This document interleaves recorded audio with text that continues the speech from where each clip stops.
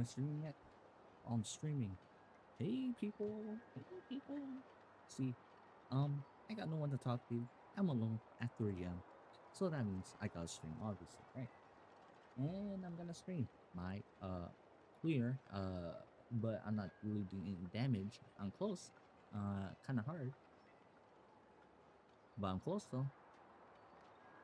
Real close. So hopefully that guy can. Oh, sorry. I'm not sure if I can even talk about the mic properly. Um, yeah. Okay. I don't know if you guys heard that. Probably not. Let me check on my screen.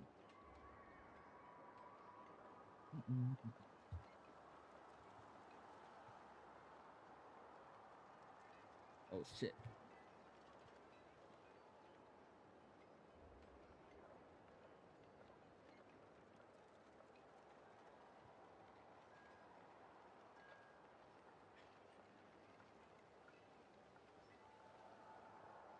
My channel is here somewhere. I'm trying to find my channel. Oh, I found it. Here. There you go. I'm live. There you go. One watching now, and that one watching is me. Hello me. Hello myself. Alright. So, I gotta stay kinda quiet actually. So I think I should put my mouth closer here. Let me listen to my screen and see what I sound like. Hold on. Give me a second to test out the stream settings. Oops.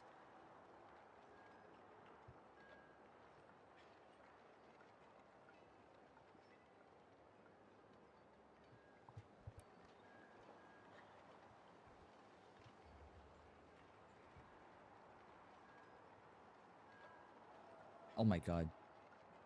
Okay, I kind of went kind of quiet, but I sound like I'm like behind something. I sound like I'm like in a fucking room. I mean, I am in the room, but I don't want to sound like I'm in the room. Kind of want crystal clear mic for streaming, you know. But anyways, okay, I gotta be quiet. Okay, so you might hear me whisper. Maybe this ASMR stream. ASMR. Okay, I'm too loud.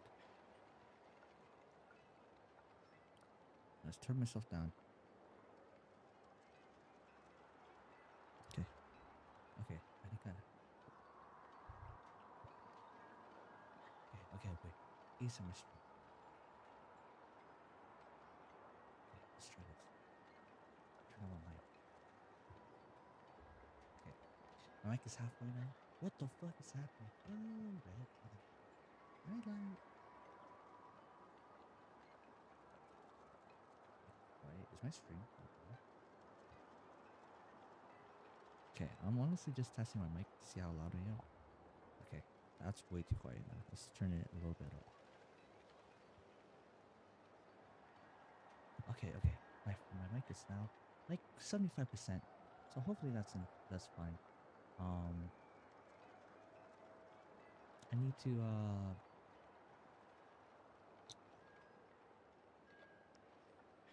Spotify, that's what I was trying to do. Looks like I'm gonna be by myself for the next few hours trying to finish this. Hey, I wonder if you I'm not sure if I'm allowed to play this, but anyways, it's okay. It's all good. I wonder if you guys have played this before. Where's my Spotify?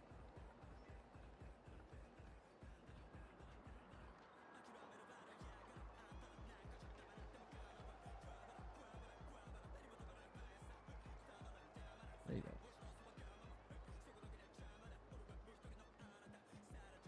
Dun, dun.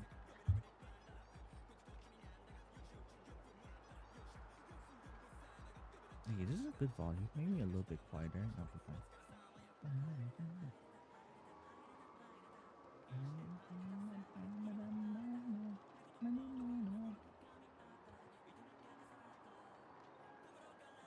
Okay, let's get started on this. I'll just use Acro option.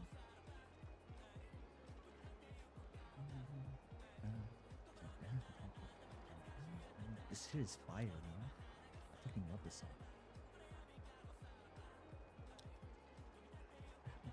I got now stuck in to like do this because you know like I have to be able to beat this, you know, you get me?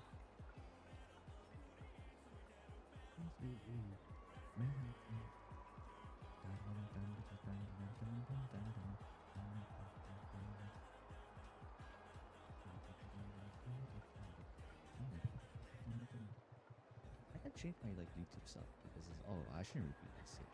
Let's listen to Enemy Now. Dude, Enemy Now got some fire.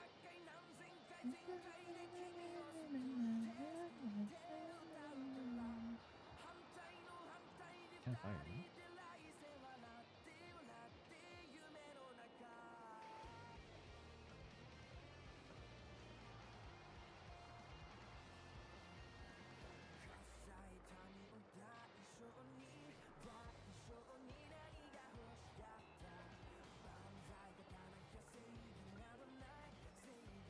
Oh, I shouldn't have used that anymore.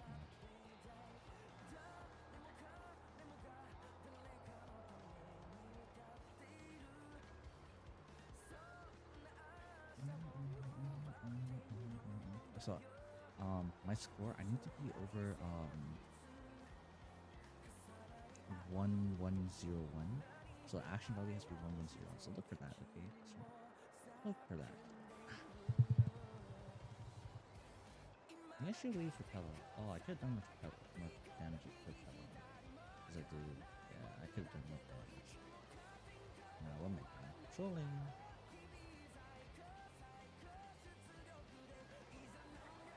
This shouldn't put any. Yep. Put anything on. I actually don't know the conditions that Gallery puts like debuffs on. Did it refresh the debuff? Fuck! I just turned it off. Okay, man. I think I have to hit this time. I think we both gonna need to hit this. So that should be fine. Wait, what? How did it go into here? What?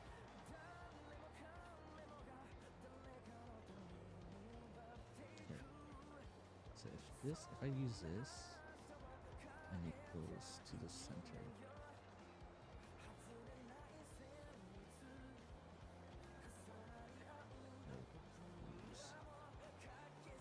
Okay, we're good. Ah, man, I have to reset this. If I want to max damage, I have to do this. I need to be efficient as possible. Any fucking thing will not work. That's so annoying, though. Man. Bam.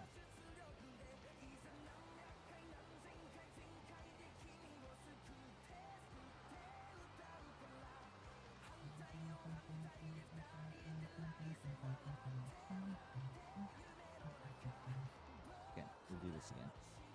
And then this. Then activate instant ult.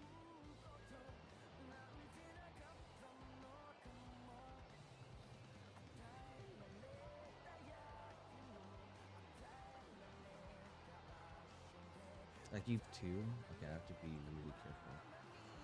Yes, I can put 2 onto I make 3. And then I could just start attacking this one. This ult should be fine. If I attack this again, then it should be fine. What? It didn't add it? What happened? Also, I supposed to click E. It didn't click E. So I didn't? Oh my god, what happened? I was reset that. Why didn't? Wait. I thought Pella's. If you Eve. I thought you E5 the debuff relic. Oh, because she had. Okay.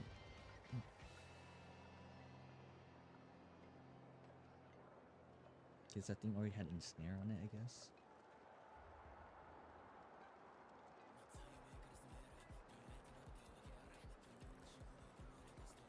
I gotta restart this again. I need to be as efficient as possible.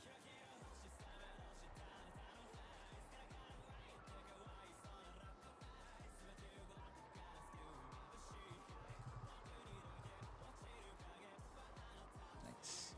Good damage. Save it. That's the. Okay, we're good. Thank God I didn't do it. I wish it would. Actually, me, I wish it could.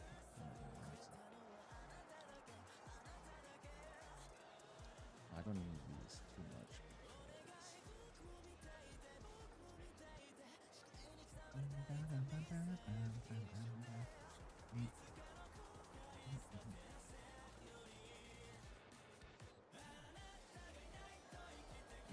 this because I like people do need some healing. Heal, please. Thank you. It should be not okay. I'm dead. I'm dead. It's gonna apply thing on me. Oh my god, that's so unlucky. It's like, wow, refresh. God damn it. Another refresh for the boys. Oh, someone messaged me.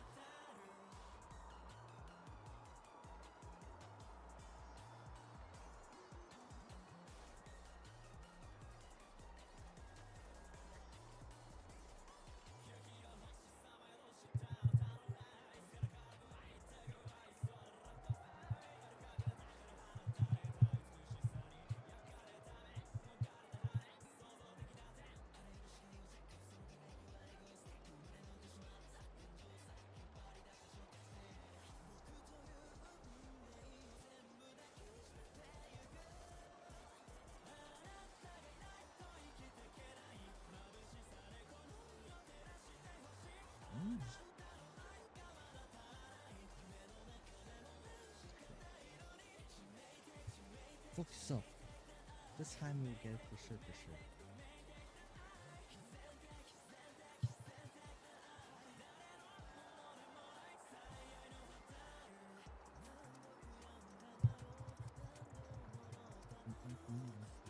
Oh, it did more damage or something. I don't know why. Yep. Absolutely. Who's gonna hit now? This shit for everything. And I don't have any. Nice. Tick normal.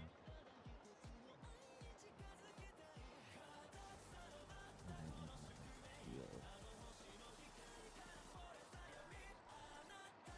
Okay, it's there. And there's the ultimate thing. Which we find that doesn't affect me any damage. Okay, now back to the thing and I can rebuild everybody. And then that should do everything. I should be able to get pedestal. So I hit this. Alt.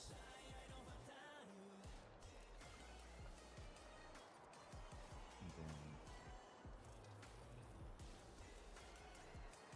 I can do this, I guess.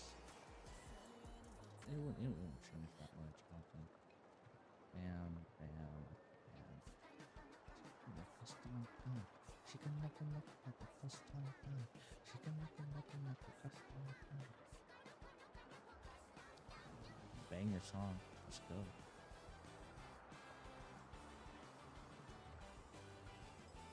So glad this is in the playlist. And then this. Oh, it didn't snap. And break this.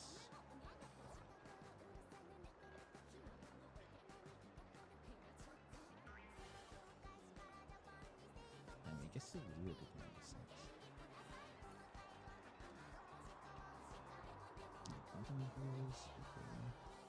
Doesn't. Wow. Damn, I wish it didn't kill though.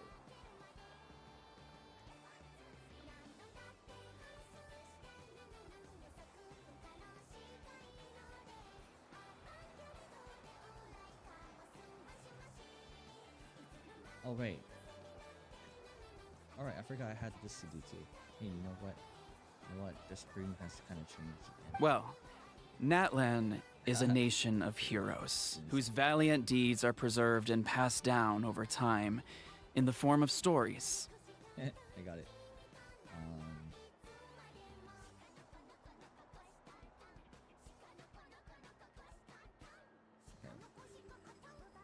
You can think of an ancient name almost like a label for these stories.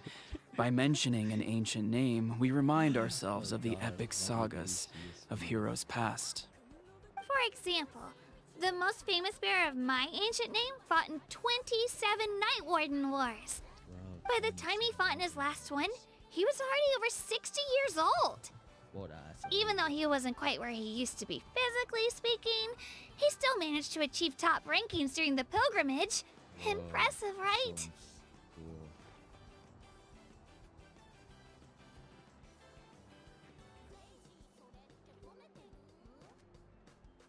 I hurt. I really hurt.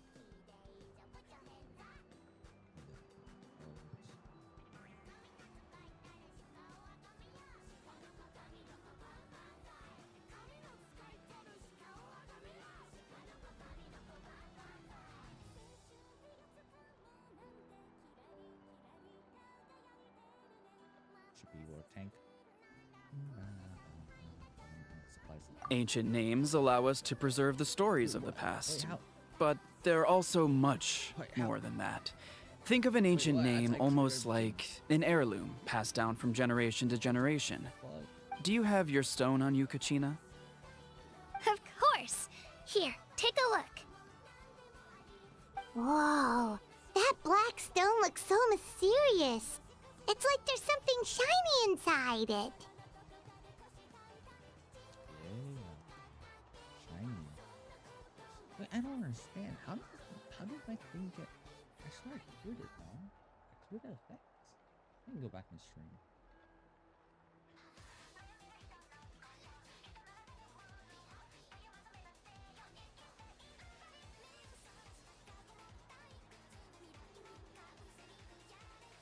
I'm going back and stream.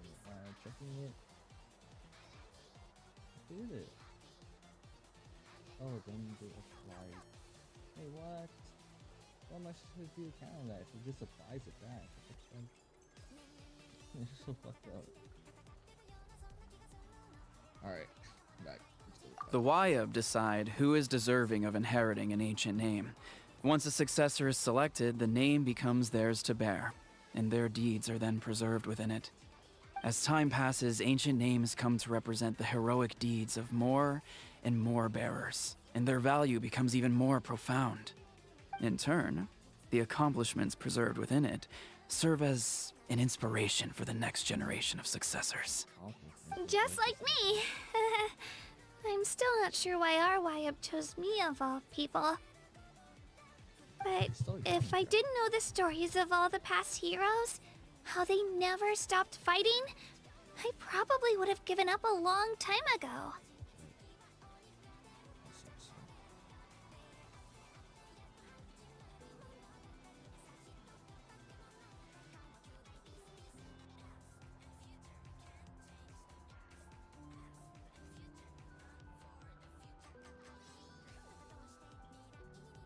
I wonder if this hits the edge. It goes to the most thing, right? It does. Shit. I'm not good. Uh-oh. Wait, how does she have that? Oh man, I'm fucking it up. Then you're saying this stone doesn't have any actual power? Like it's not gonna make Paimon super strong or smart? I don't feel different. I don't know what's different. None at all. First one was And really that cool. is precisely how it exercises its unique value. Think of it this way. If you become a hero because the heavens granted you strength, are your triumphs earned or given? Oh, Paimon gets it! If people start to ask those kinds of questions, the stories suddenly become a lot less inspirational. I don't know what this Someone had this to say about ancient names. Our forebears carved miracles into obsidian rock, yet future bearers looked upon I them don't want to break. and saw strength. The miracles of the past become the motivations of the present. The limitations of the past become the breakthroughs of today. That's more or less the gist of it. So there's no rush, Kachina. Many people struggle to understand the Wayab's judgment after receiving an ancient name. As long as you never stop trying to improve your abilities and surpass yourself, your time will come. Thank you, Chief. I'll get it together, just you watch.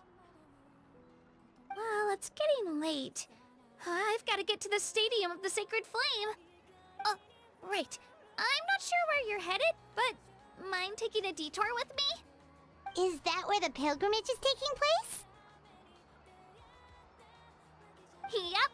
And outside of competition season, it's the place where our intertribal gatherings are held.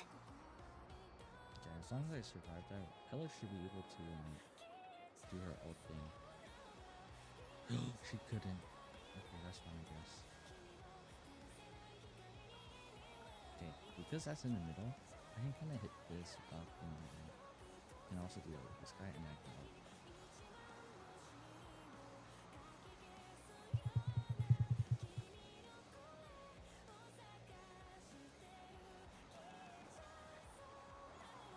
Hella's gonna get hit with that shit, but It's okay, not bad.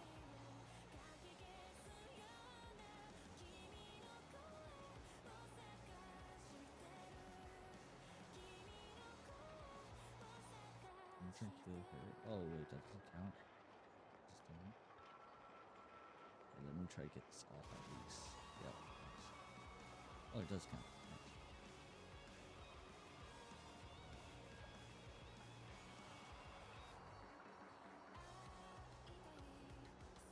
Nice. And since she altered, I can go with this.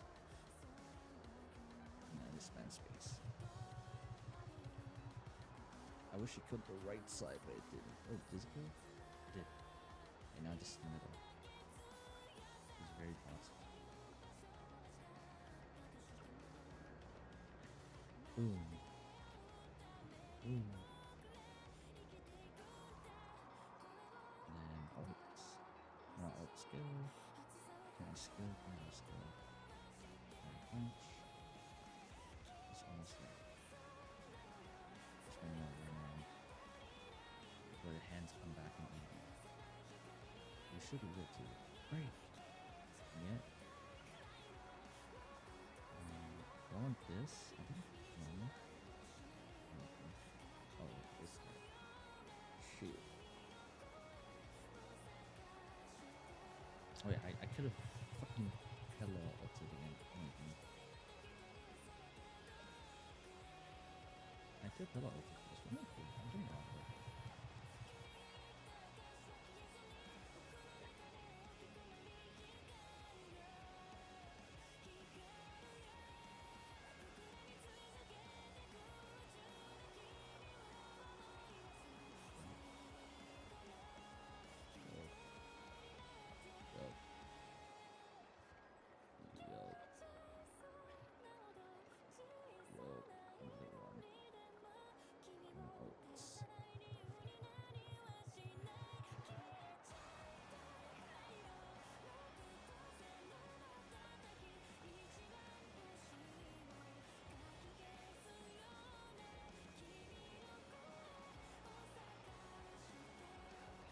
No.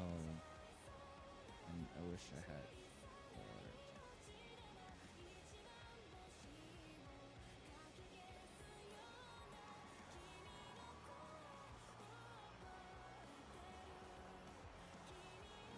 Can I win this in like 300 action value? Not even 300, 200? I don't think I can win this. I think I need to kill it there.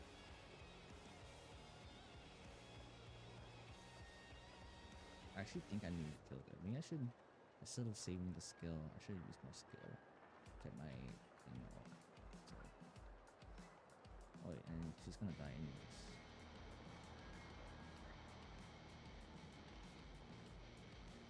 Nah, that doesn't kill. Okay.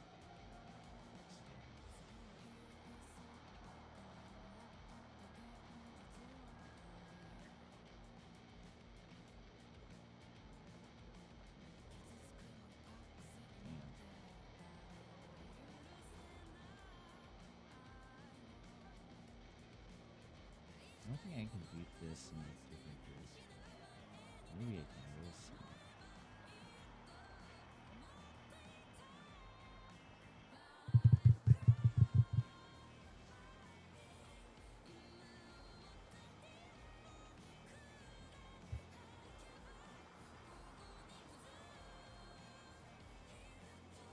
I'm attacking the boat. And this is gonna hurt.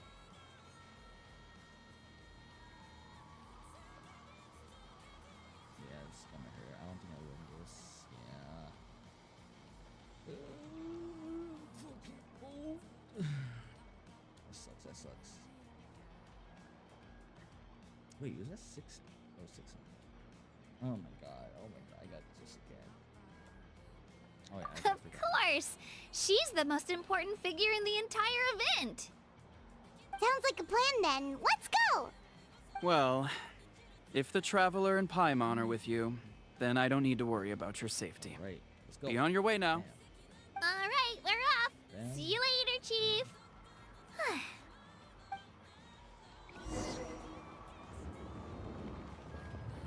I got so carried away just now. I didn't consider what would happen if our destinations were different. Luckily, that's not the case. Or, well, I guess we just have to meet up after the tournament. You sure it's okay you didn't tell the chief about your team? Chief Pakal's a really nice guy. If he knew the truth, he might even ask to join me. But he's not as young as he used to be, and he's got some old injuries that still bother him. He's not cut out for any more attempts.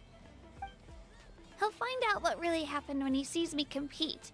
I'm sure I'll get an earful for lying, but this is for the best. Hopefully, I don't die here. Wait, can I help before this happens?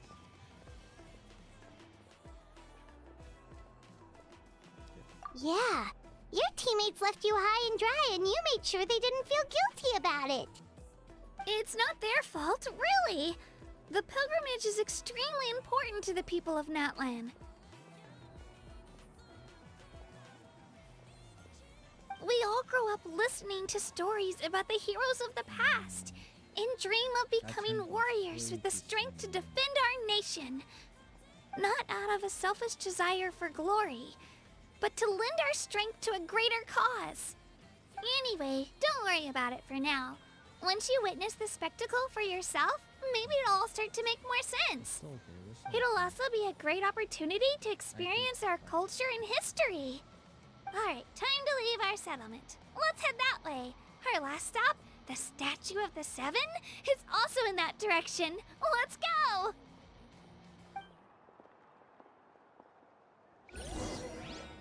Bro, I hate this shit, bro.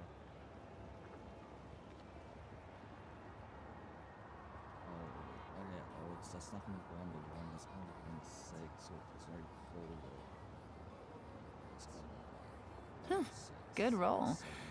All right, maybe I'll take one more day off and knock out the rest of the work once I'm feeling up to it.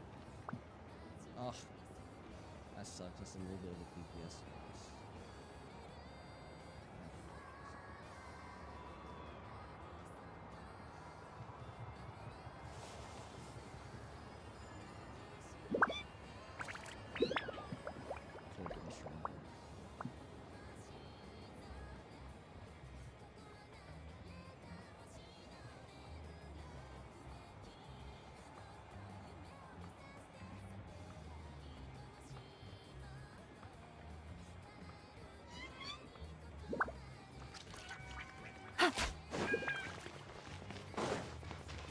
Wait, what? It actually hit my roof. Oh my god. I said we should be good in this, but I had to. I didn't think it would hit it.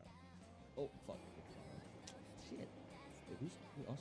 Two watching? The statue is so pretty. Is that what the Pyro Archon is like? You betcha. Beautiful, effortlessly confident, and absolutely awesome. It didn't work when you tried earlier either. Now we know that wasn't a fluke. What's going on here?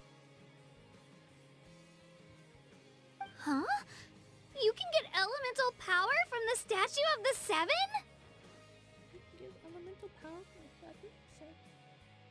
This would have been such a good opportunity to show Katina how impressive you are. It's so weird that it's not working. There must be something about Natlan. Aw, I would have liked to see that. Sorry, Katina. We got your hopes up for nothing. No, it's alright. If anything, I'm even more curious now. Were you really able to gain elemental powers just by touching the Statue of the Seven?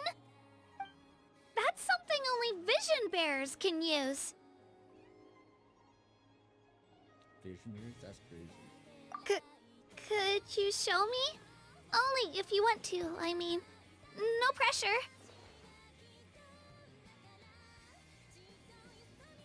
I should break the other hand. And I have one more turn. Yep, this works. Oh, I don't have that. Sure. Take it away, traveler. Wait, I have to show. Oh, there we go. It's auto.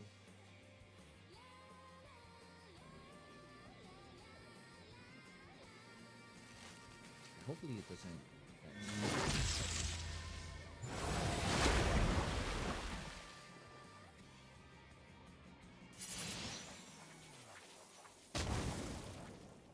Wow!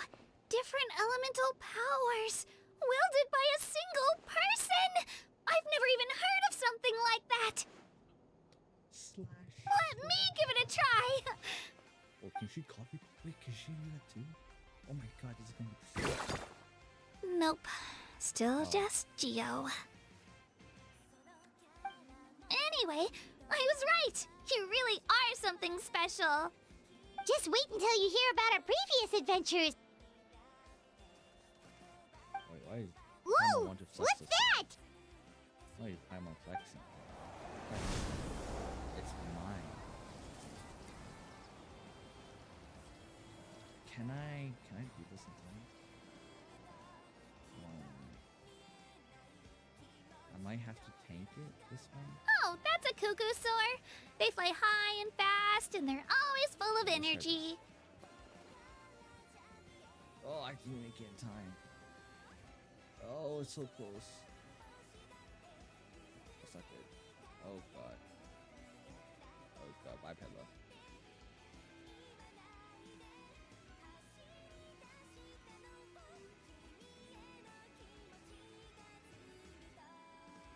Thanks, good deal.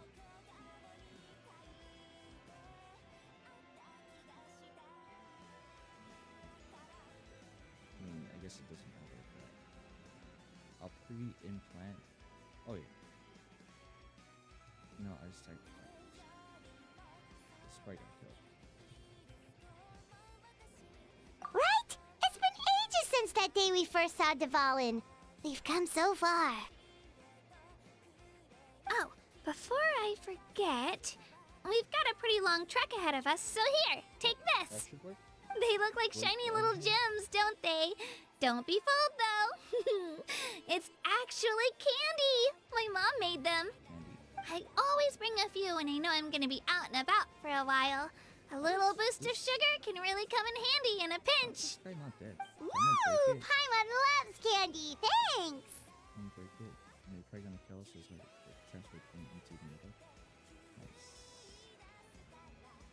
We broke it. And then I can probably, yeah, I can keep this. Ult immediately, it'll kill, and then I can ult it. Right? Okay. Okay, regen my ult. Make sure you use everybody tools.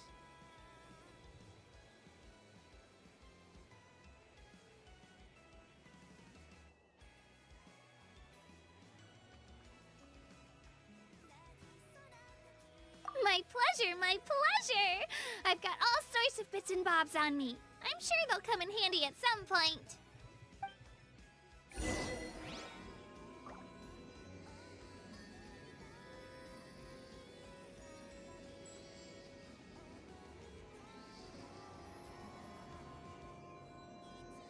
Wait, how can she go okay?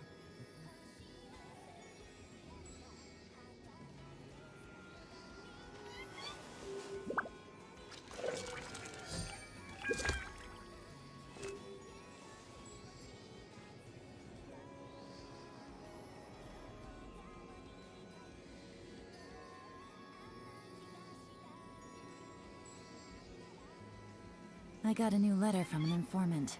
Looks like the situation has changed again. Damn. So close. Hopefully it doesn't do too much. Hopefully it doesn't do too much. Please don't do too much. Acheron can kill this, right? Acheron can kill this. Please.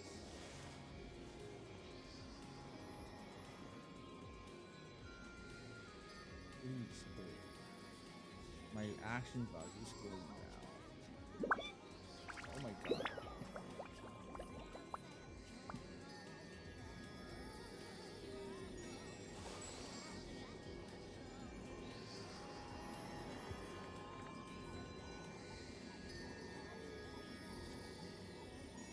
So then it'll do the thing. Let's see.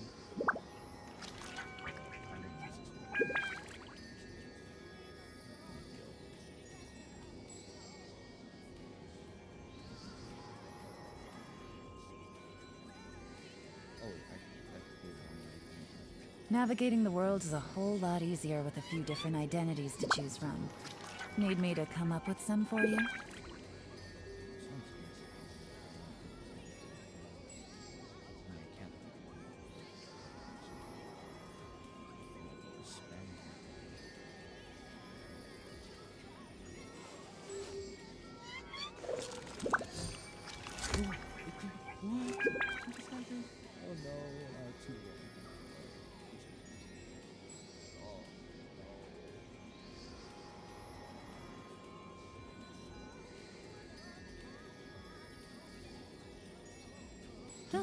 Good roll.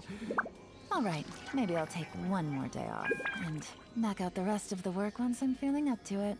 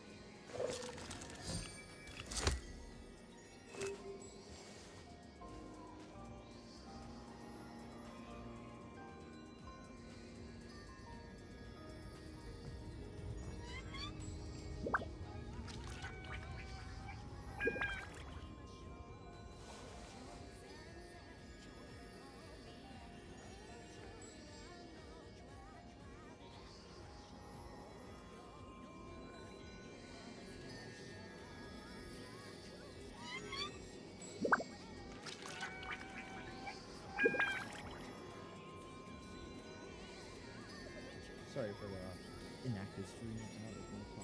I got a new letter from an informant. Looks like the situation has changed again.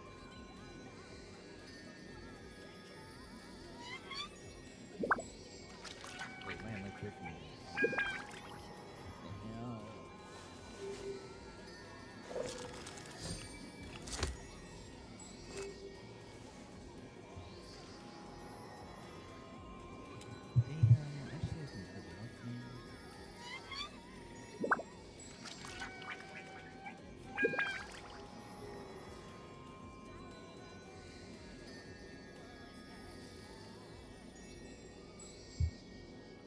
Navigating the world is a whole lot easier with a few different identities to choose from.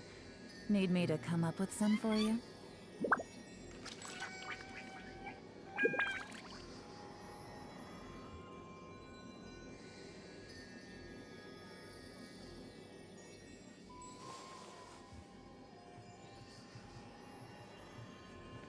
I wonder if I can auto power this. I'll try auto power. Just like one time.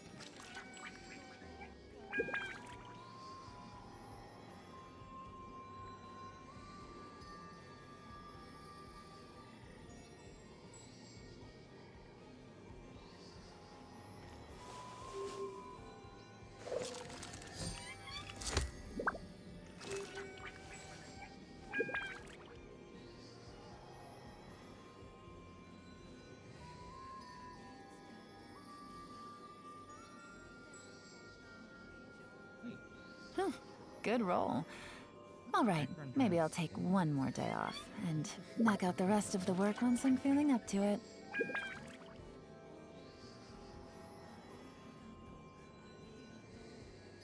I guess it didn't change anything.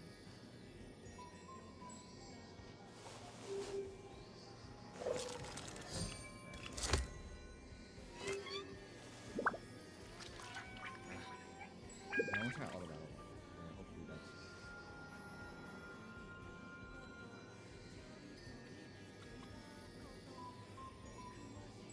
Oh, I think.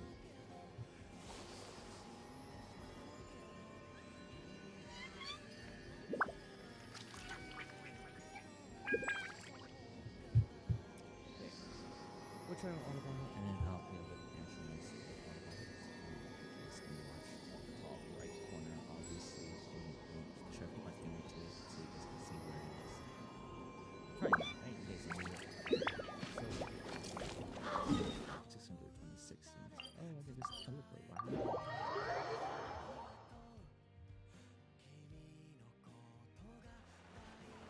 We've come a long way. How does a break sound? Great idea! All this sightseeing is making Paimon hungry. Oh, are you all out of candy? I've got some more if you want. I've also got bread, drinks, fried rice, roasted apples. Whoa, you're practically a walking cafeteria! I just like bringing a lot of stuff with me. As my mom always says, it pays to be prepared. They only come in handy every so often. But hey, better late than never, right? I don't know how young Kachina. Huh? Is everything okay, Traveler? Seems like you've got something on your mind.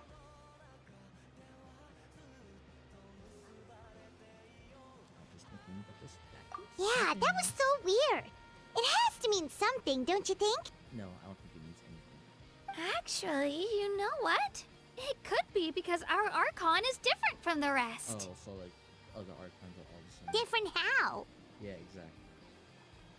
Well, I heard that other nations' Archons live a long time and belong to a class of extremely powerful beings known as gods. And that's not the case in Natland? Not at all. Every Pyro Archon in Natland was an ordinary person before taking on the role. What? Huh? A human serving as an Archon? Is that even possible? Right. You find it hard to believe too, huh? So that's not normal then? I guess I've just gotten used to how things are here in Natland. Well, based on what we've seen, that's not usually how it works. It can't be that easy for a human to become an Archon, right? Pretty sure the Pyro Archon's the only one who can answer that. I do know this, though. Even after becoming the Pyro Archon, the person in the position still grows old and requires rest. The statue of the Seven may look a lot like our current Archon, but that has to be a coincidence. Countless people have held that title over the years. Yeah. Oh, I should also mention, the pilgrimage is actually how we select the Pyro Archon. Anyone can claim the title, you just have to prove your strength. So the contest is all about how strong you are. That's right. We believe performance in battle is the most comprehensive test for a future Archon. Plus, when someone emerges victorious, it's hard to argue with the results. Our current Archon achieved an overwhelming victory. The result was obvious from the beginning. Don't just take my word for it, though. Even the tribe elders said they've never seen an Archon with such strength before. But it's just as Chief Pakal said. Today's limits are tomorrow's breakthroughs. Our future Archons will go from strength to strength.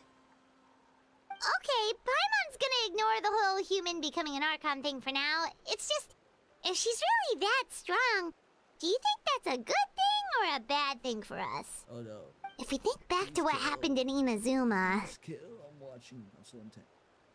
Oh my god, it's doing better than me, bro. What the fuck? Why? I wouldn't worry about it. Our Archon's a wonderful person and very welcoming to guests. I think you'll get along great. Yeah, you're right. It's not like we're planning on causing trouble either. It'll all work out. You'll meet her soon enough. Alright, Paimon's just about ready to... Huh? What's that? That's what? Paimon. Oh, we call this a phlogiston chisleth. Good things happen if you infuse it with phlogiston. So Chislet.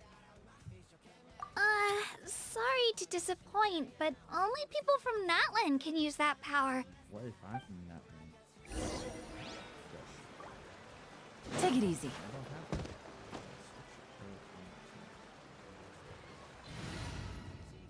No, Swappy. Am I dead? I'm dead. Please don't die. Please. Oh, they might be dead. Whoa! I can... Really?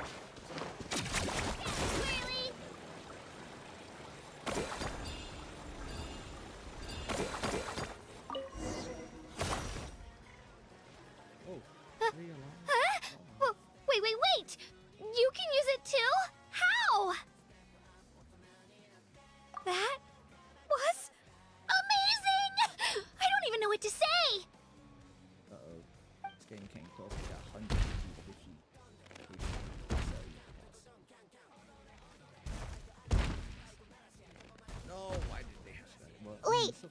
behind you! Something's coming! What do we do? Is something after us? Should we get ready to fight? We're fine, we're fine. This here is Toto. Hiya, Toto. It's me, Kachina.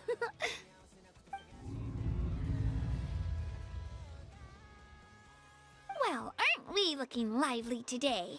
Did the chisel floor you over here? Warm, isn't it? Give me a chance. Oh! So it was just a friendly Saurian. That's right. There's quite a few of them around here, and Toto's the friendliest and gentlest of the bunch. He's always hanging around these parts.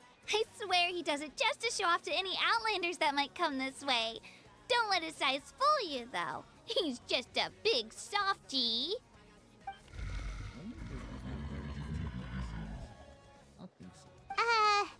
What does the crouching mean?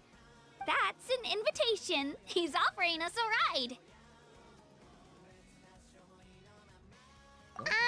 Paimon's not so sure about this. It's kind of scary, don't you think? He's huge! Oh, good point. You guys have fun with that then. Paimon will just float alongside. Okay.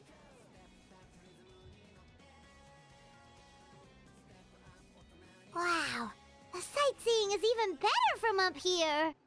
The higher the vantage point, the better the view. Are you and Toto close, Kachina? Yep.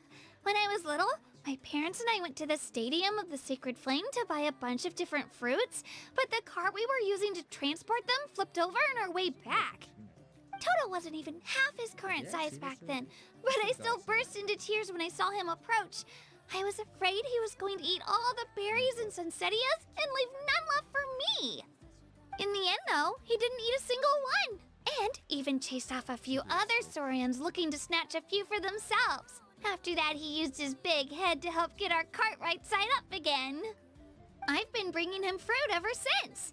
Oh, and I was the one that named him Toto, actually. With the sheer amount of food he can eat, he pretty much grew like a weed. Before I knew it, he was already this big.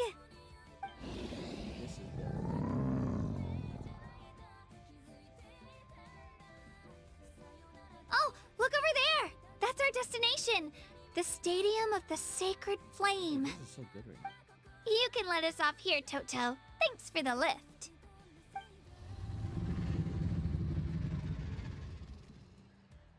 Hey, is that hand broken already? How's that hand broken? It's an easy walk from here, so I say we head the rest of the way on foot. It'd be quite the trek for Toto otherwise. That's true, especially considering his size. Well, see you later, Toto!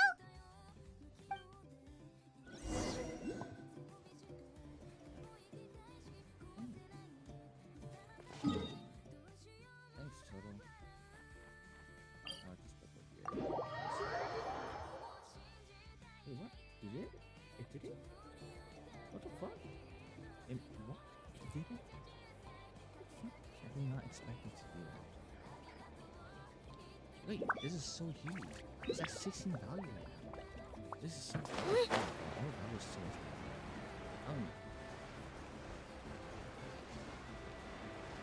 What was I ever trying to say? Hold on.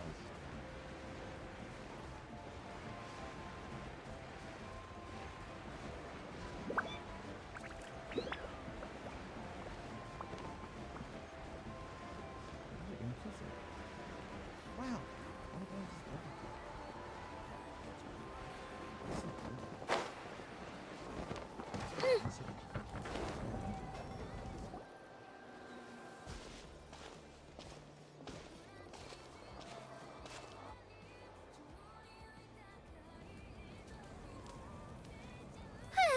We made it! I'm supposed to meet some friends here, but... I don't see them anywhere. Maybe they're not here yet. Open your eyes, Slowpoke! Ugh, we've been here this entire time. I've already lost track of how long you've kept us waiting. Listen here, you. It's not just Kanish and Moalani's time you're wasting, but mine, too! Mine! Okay. What the heck? That's a strange-looking Saurian. Or wait, is it even a Saurian? Take it down a notch, alright? You don't even know some of these people. Just because Kachina's too nice to get mad at you doesn't give you an excuse to be rude to her. And what are you gonna do about it? You think you're the boss of... Hey! Oh, what do you think you're doing? Alright, I've put him in a timeout for now. Sorry about that. Aw, you didn't have to do that. Hal just doesn't have much of a filter, that's all. I don't mind. He got what he deserved. Let's just hope the lesson sticks this time. Lilani, there you are. Oh my god. Looks like you made some new friends. And here I was worried you ran into trouble on your way here. Hello, Paimon's Paimon. Wait, that's been great. I need one more ult. One more ult makes it closer. Oh, man. It's so close, man. I don't know what to do.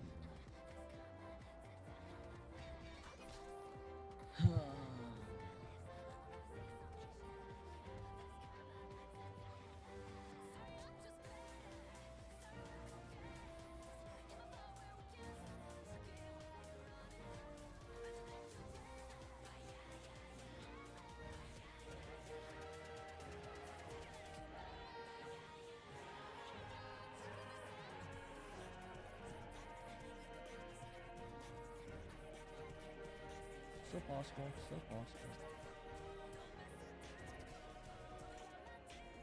Someone dying isn't too bad. But I don't like it dying. Hopefully this can break it. Oh my god, 8. Middle? Nice.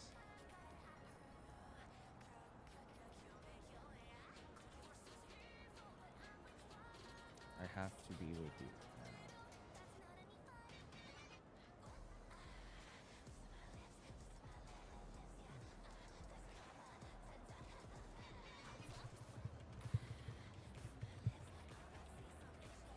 Oh my god, I'm not gonna make it. It's just so close. No, oh my god, look how close this was. He's gonna auto battle for this.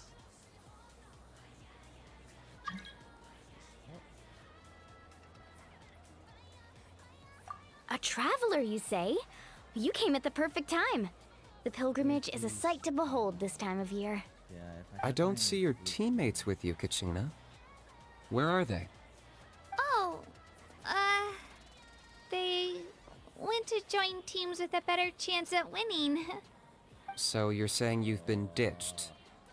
Again. That might give them an advantage during the team stage, but it all comes down to individual strength sooner or later. Yeah, well, I couldn't even promise them we would make it through the team stage. The outcome of the team stage usually depends on the ancient name bearer, after all. Hey now. There's not a single person here that can promise their team victory. You're putting too much pressure on yourself. Besides, you're not lacking in strength at all. You just need a bit more confidence. You were only 3 victories short of reaching the Night Warden Wars last time.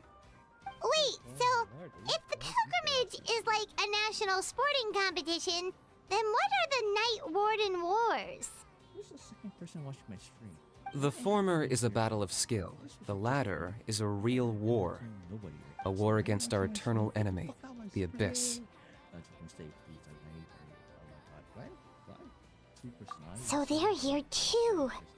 Well, wait a second. You're saying the prize for winning the pilgrimage is the chance to go to war? My heart dropped from my helmet while I got nervous. Got a little That's scared. not too far off. That's why it's called the Night Warden Wars. The pilgrimage chooses the strongest warriors among the tribes, and those warriors fight to repel the Abyss in defense of our homeland. Their names and deeds are then recorded in epic tales passed down over time. That is the highest honor you can achieve. Yes, but that's the nature of war. Danger comes with the territory. Resisting the Abyss is our duty. But we're not alone in this fight. We also have the blessing of our Archon, which allows for our safe return. It's something we call the Ode of Resurrection, which does exactly what it sounds like, basically. Resurrect people, you mean? Yep, so it's not so scary, really. Our Archon's blessing gives us the courage to keep moving forward. Let's go register. We don't have much time. Wait, what about you, Kachina? You're not really planning on competing solo, are you? We really wish we could help, but we're not from here, so it doesn't seem like we can take part. There's no threshold to the number of participants. With the sheer number of teams, it's practically guaranteed chaos. No matter how strong or experienced the warrior, victory is never assured. In a situation like that, it's always better to have someone to watch your back. Oh, how about this? When we register, why don't we ask if these two can have special permission to participate? Odds are the answer will be no, so if that doesn't work, well... I only have a few teammates this time. If someone else could take them, then... You're not asking me to lead your team, are you? Look at you, mind reader. So, what do you say? With how strong you are, it would practically be an upgrade for my teammates. Fine by me, but doesn't that leave you and Kachina as a team of 2? There's a world of difference between that and flying solo. Besides, we're a formidable duo. I bet our new friends here will agree that 2's always better than 1, right? No. Oh, you mean us? 1 inch is good. No. Why are you gonna call me out? You're right! 2 is definitely better than 1! Oh my god. It's just Sounds like so the old better, saying we so have here in Natlan. No one fights alone.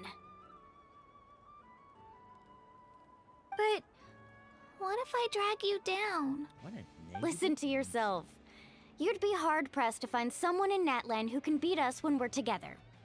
Hearing you say that does make me feel a little more confident.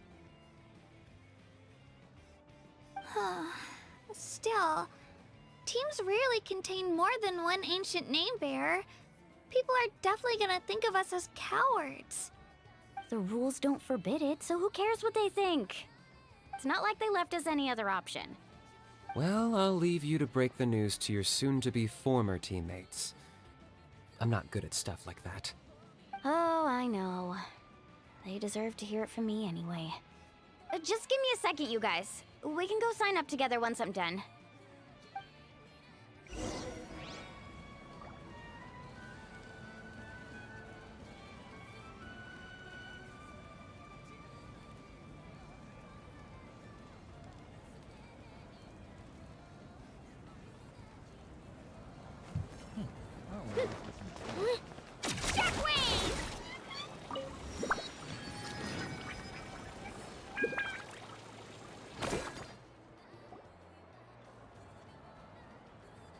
See, I'm only doing this because I want this. This is the place.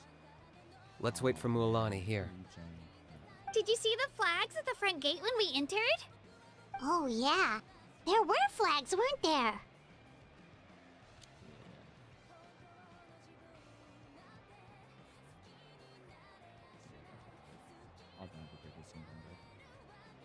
Those are our tribal flags. One for each of the 6 tribes that make up Natlan, including the Children of Echoes. Why the sudden tour guide routine? I said I'd introduce them to Natlan, and we've got nothing better to do, so I might as well deliver on the promise. Fair enough. Well, I'm from the Scions of the Canopy. We live high in the mountains and have the closest ties to the Yumkasaurs. My friend Mualani belongs to the people of the Springs, a seaside tribe. The scenery over there is beautiful, and you can find some really tasty fish. That just leaves the Flower Feather Clan, the Masters of the Nightwind, and the Collective of Plenty.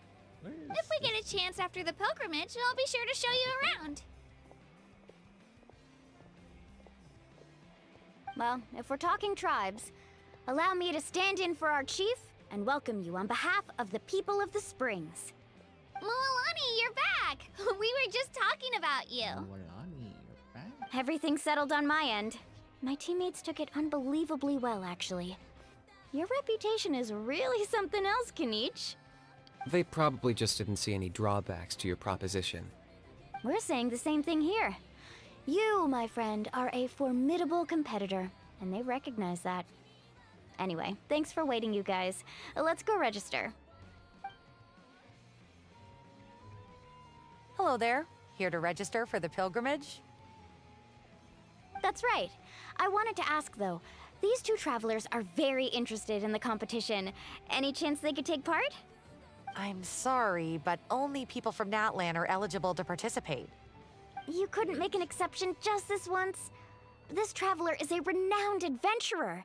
She's more than skilled enough to participate, and I'm sure the audience would be interested in seeing what she can do.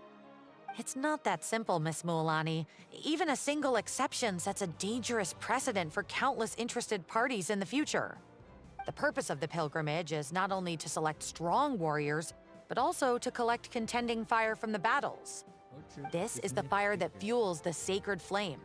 Natlan is only safe from the invasion of the Abyss, while the sacred flame burns eternal. Oh, so there's another purpose for the tournament. That was the initial purpose, actually. Every participant, whether they win or lose, contributes to the defense of our nation. That's what makes it such an honor to take part. Exactly right, Mr. Kanich. Contending fire can only be produced in battles between people of Natlan. Outlander participation would inhibit the production of this fire, which could in turn jeopardize the sacred flame. Oh, so it all comes down to the contending fire. Well, you can still enjoy the event from the stands. I'll try to get you some good seats. That would be great! Tourists like us are better suited to being spectators anyway. Still, there's something Paimon was wondering, actually.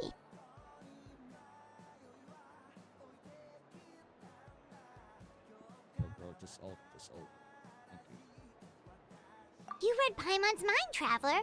Why doesn't everyone just fight together? You know, since you can bring them back to life. The power of resurrection has its limits. For starters, the Ode only works on those who bear an ancient name. That's also why ordinary people who emerge victorious in the pilgrimage aren't sent to fight the Abyss. It's for their own protection. Although, they're still afforded the same honor as those who triumph over the Abyss in battle. That brings us to the other condition for resurrection. Not much to this one, actually. Just one word: victory. Victory? The victors shall burn bright, while the losers must turn to ash.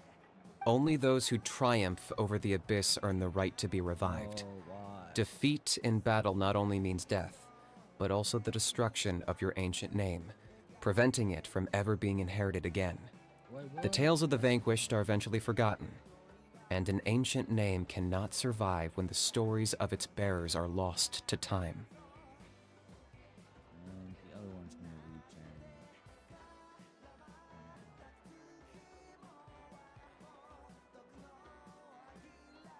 Yeah, they won, right?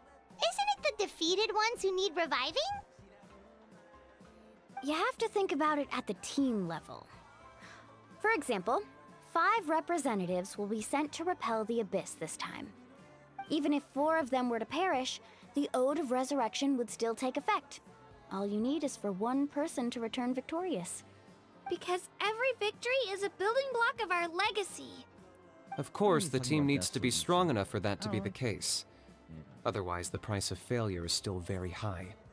That's why the first stage of the pilgrimage is divided into teams, to instill in us the importance of working together. No one fights alone. That is what we believe. A lone warrior is one whose defeat is final. This all sounds pretty dangerous. Well, that axiom is meant to be a warning as much as a source of inspiration.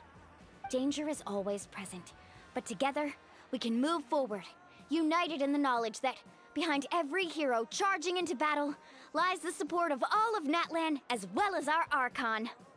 Not to mention, the Abyss isn't an enemy with a concrete form. We're often just dealing with the fallout of its scheming. I've actually fallen in battle before. I spent some time wandering the realm of the Wyab. It was unlike anything I'd ever experienced before. The realm of the Wyab? Does that mean the Wyab exists somewhere in Natland? Hard to say. The realm's not somewhere you can access by ordinary means, and very few people are capable of establishing a mental connection with the Wyab. We call this realm the Night Kingdom, a mysterious liminal space between the body and mind, life and death. The fact that you were resurrected at all is the worst thing in the world. Then releasing you from your timeout has gotta come in at a close second. You would do well to speak with reverence of the almighty Dragon Lord Kahula-How, lest you live to regret it. If you're done arguing, your registration is now complete. It all went fairly quickly, considering we all know each other. Now, I just need to register your team members according to their name cards, and you'll be all set. In the meantime, you can all go rest at the hotel. As usual, dinner and lodging for tonight are free. Nice. Oh yeah, I forgot to mention. All food and entertainment before tomorrow's matches are on the house, courtesy of our Archon. Family and friends included, which means you both get in on it. Come on, let's go have some fun! Ooh, cool. I don't think I can do this.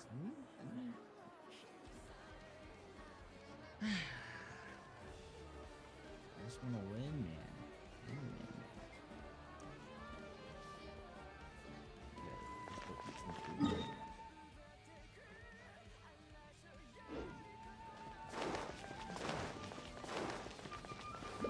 Let's go, Twirly!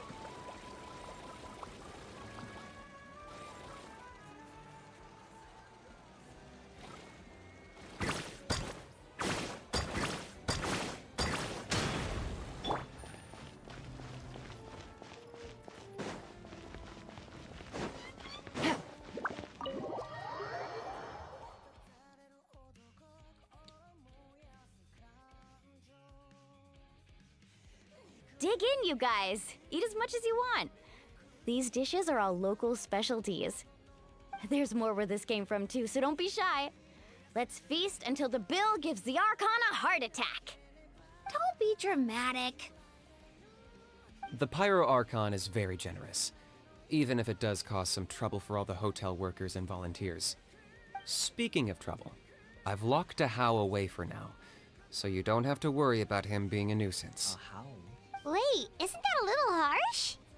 Nah, Kanich and Ahau are always like that. Everyone has their own unique way of getting along with their Saurian companion. What's got you all down in the dumps, Kachina? You don't have to worry about tomorrow. I'll be with you every step of the way. I know.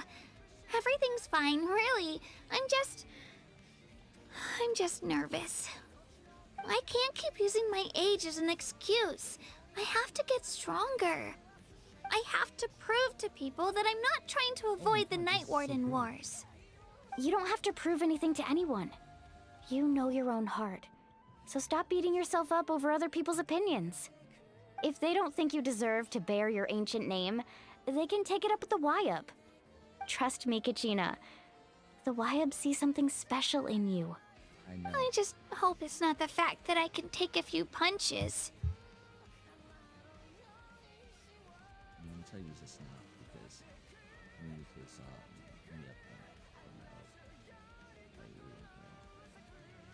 sorry, I'm watching this. Nice.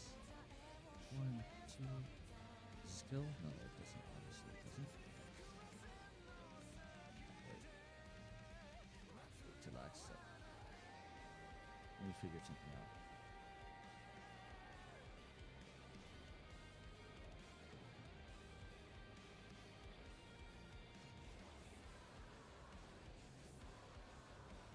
Just 1%. Akron moves next. This is kind of good. Okay. Alright, Akron moves next and it's 1%. That's good. They should do damage. We should be able to do damage. Please! No. Please. Damage. Give Akron one more time. please.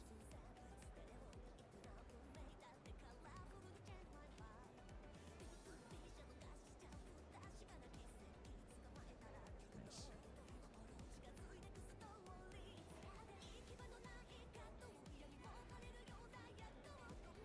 Yeah, I'm on a 7 or 8 pilgrimage losing streak. My ranking has been improving little by little, but still no wins. To be honest, losing 7 or 8 times isn't even a lot. Maybe other people can't see your improvement, but your performance still isn't something to scoff at. Yeah, didn't you say you got really close before? It's just, what if I don't even make it through the team stage this time? Oh, that's not fair, but wait. Hey, have a little faith, will you? You've got me on your team. Stumble, and I'll be there to get you back on your feet. Run into someone you can't beat, and we'll face them together. I know you've never tasted victory, but you trust me, don't you? Alani, Yeah, you're the best. I trust you. I definitely do. And you're right. I've got to pull myself together. Yes. I still don't know why the Liab chose me to inherit an ancient name, Good news. but I can't be the only bear who's ever felt this way. If they can keep at it, so can I. Not to mention, the fact that your ancient name has survived until now means all your forebears managed to honor its meaning. Otherwise, it would be lost to us by now, shattered by defeat in battle. That's right! And you'll have us rooting for you too!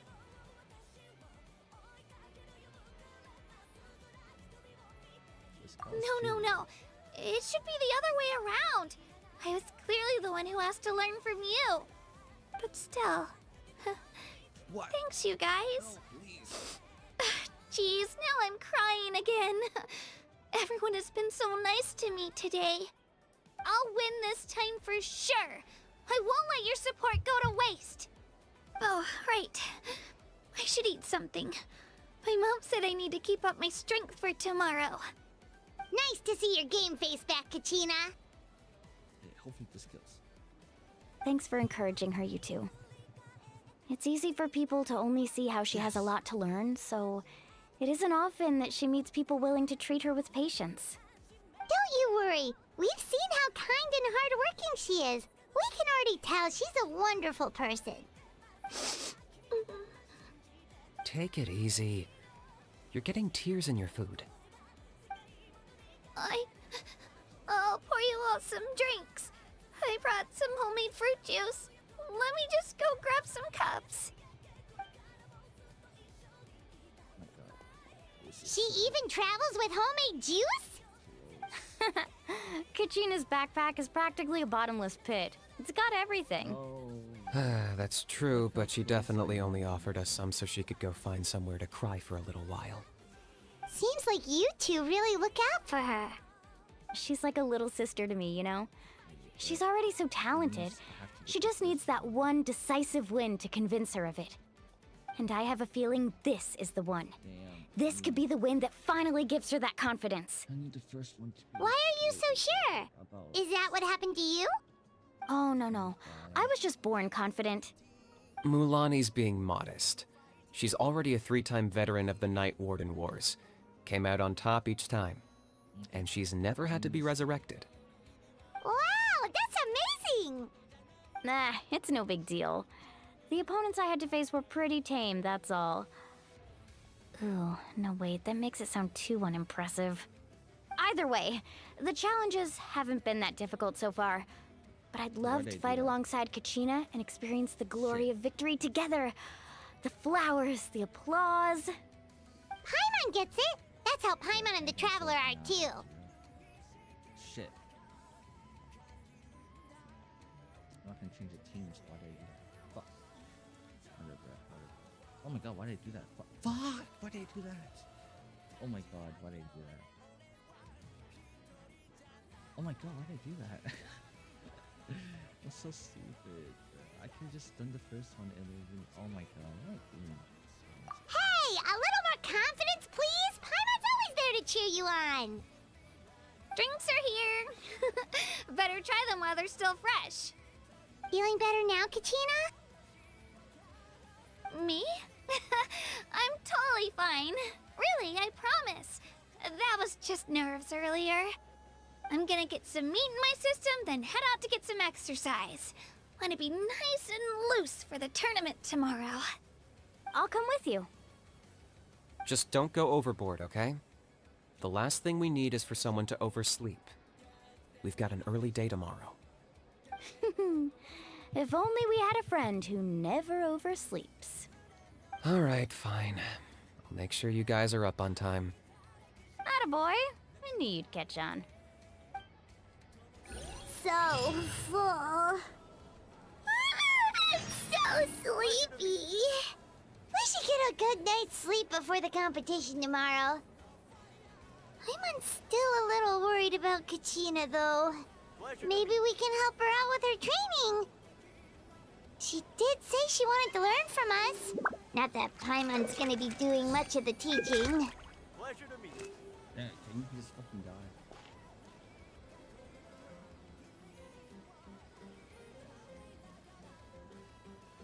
Pleasure to meet you.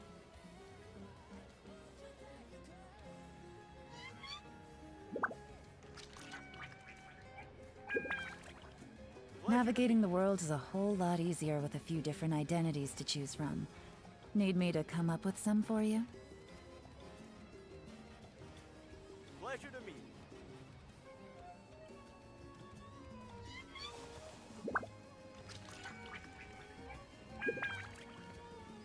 Pleasure to meet you.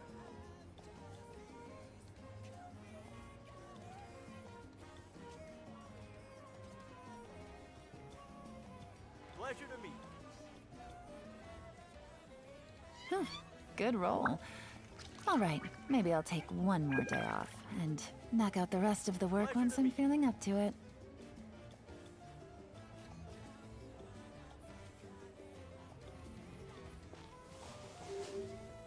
Pleasure to meet you.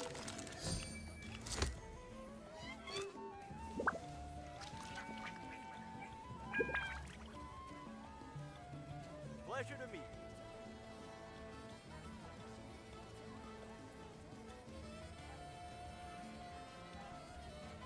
Navigating the world is a whole lot easier with a few different identities to choose from. Need me to come up with some for you? What the fuck? Pleasure to meet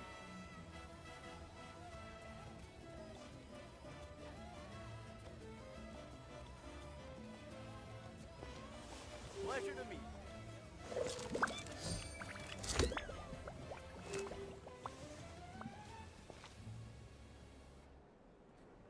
Pleasure to meet you.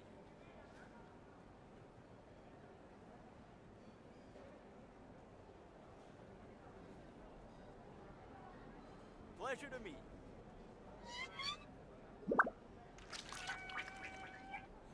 I got a new letter from an informant.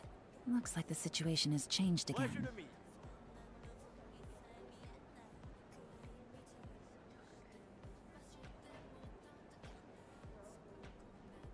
Pleasure to meet you.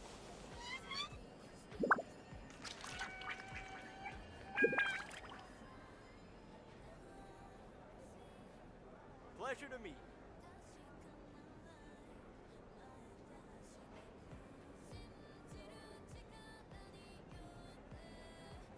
Pleasure to meet you.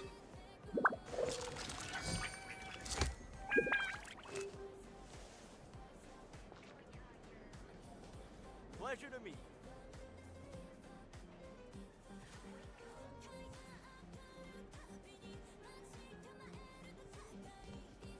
Pleasure to meet you.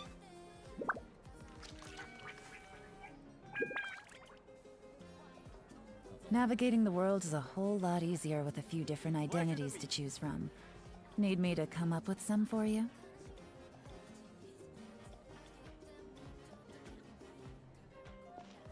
Pleasure to meet you.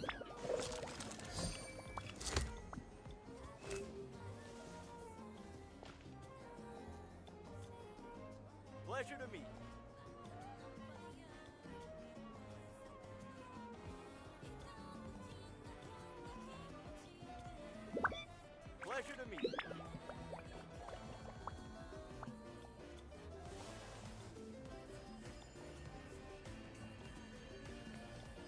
Pleasure to meet you.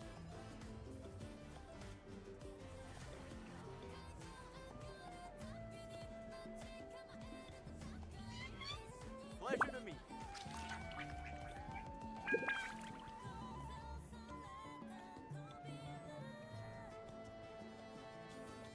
I got a new letter from an informant.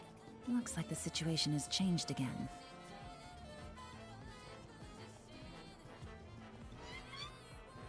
Pleasure to meet you.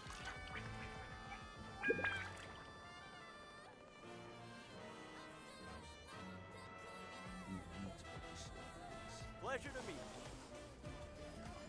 No, I lost.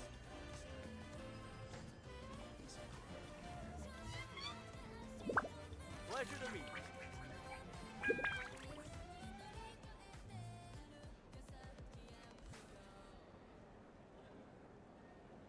Pleasure to meet you.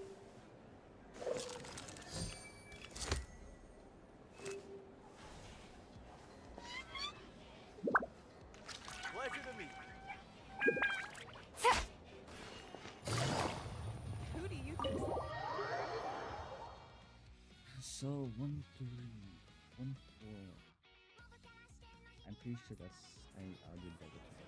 So nervous.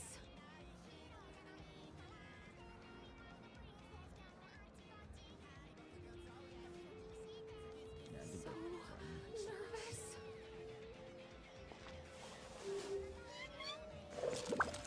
What do you need? What do you need? Must choose Don't worry. I always win anyway. no good.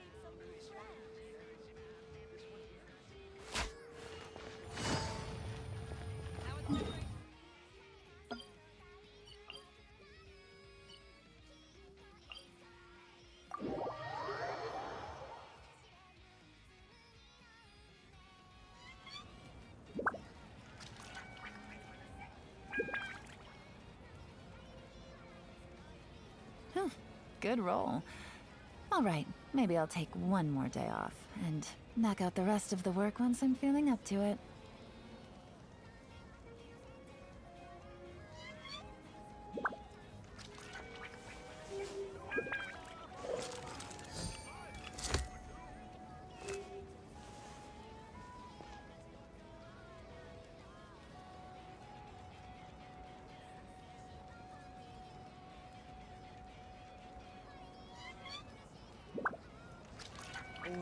Oh my god, I used Q. Take it easy.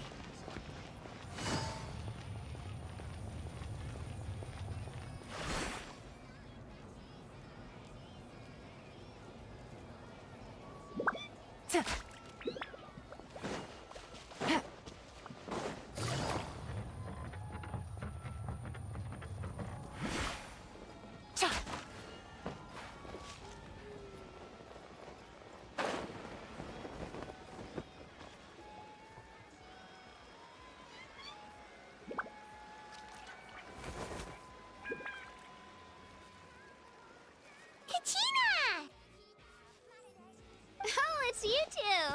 I just finished training with Mililani. What's up? Well, you worked so hard to introduce us to Natlan, we wanted to return the favor.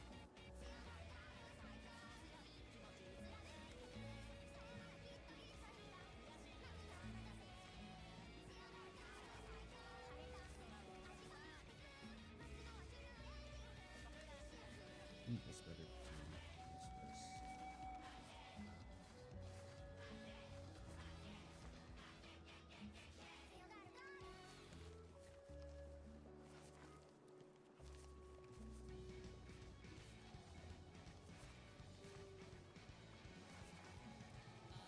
Wow, you guys are exactly like Kachina described.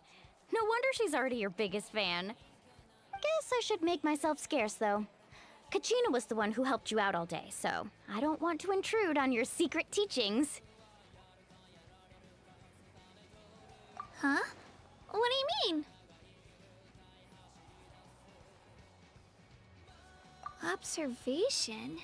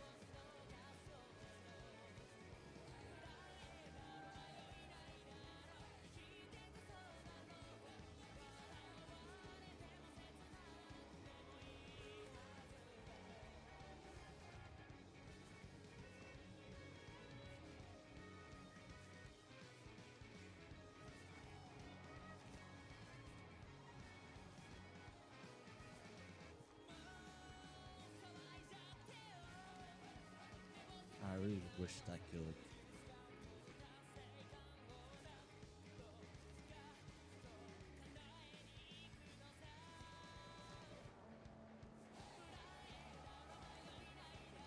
Yeah, the person who hits the hardest isn't always the one who wins. Oh, I think I get it. You're saying fight smarter, not harder. Having the strength to win is just as important as knowing the right strategy. Atta girl, Kachina! Exploit your opponent's weaknesses while maximizing your own strengths, and you're sure to find opportunities to turn the tides in your favor. You're right. I just need to focus. When I get nervous, I forget to assess the situation and end up rushing in without a plan. Mind sticking around a little longer, Mualani? I want to try out some new moves. Oi, Sure. I'm kind of low. Thanks for taking the time to teach me, you two. I won't let you down. Just give it your best shot.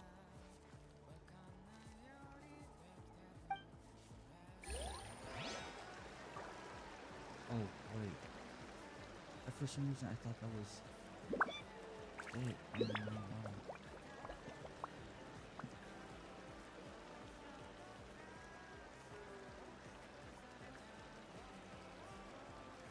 For some reason, Navigating the world is a whole lot easier with a few different identities to choose from. Need me to come up with some for you?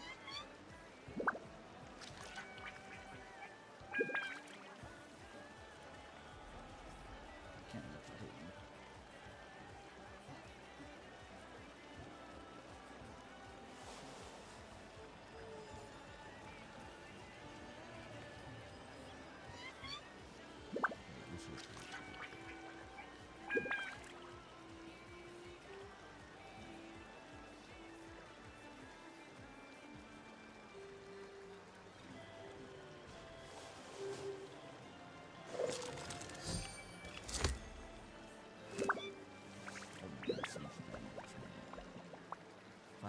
That's so good. That's like it's almost 600.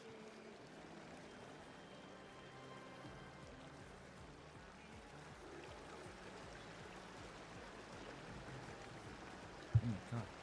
Let's go. I would have won. Technically, I would have won. If I didn't lose second, I could have won. I'm not keeping you up, am I? You sure you'll be fine tomorrow? Oh, I'm bursting with energy. Couldn't sleep if I wanted to. So I need this to be a real house, for sure. And I know I can do it because so I think this should be the last few. Oh my god. It's full 4 foot deal. They even do any. They do any conversion. Okay, wait. Wait, I gotta do instantaneous. I might have to reset.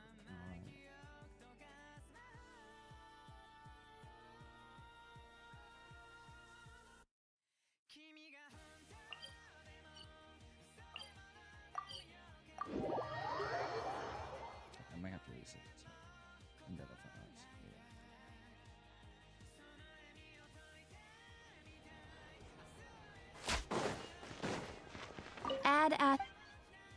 Thank you for completing today's commissions. Here is your reward.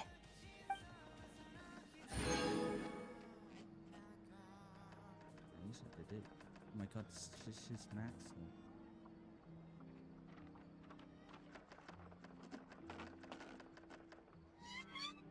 Exactly. None of them believed me. You can listen to this.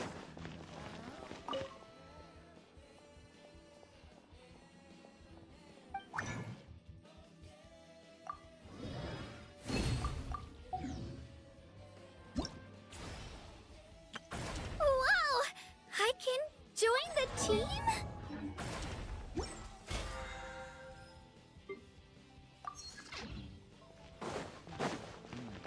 Add as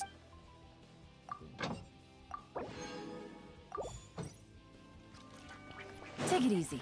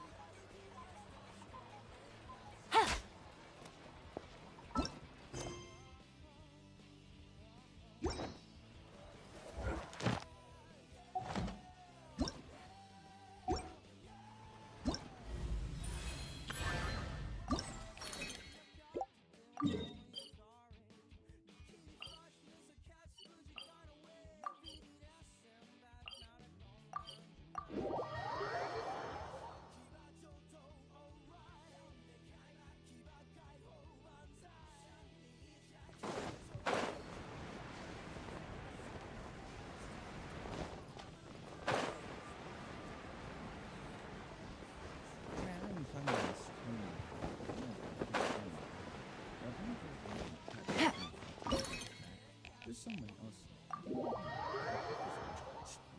I'm watching. I know who you are. Don't think you just hide when I talk. Thanks.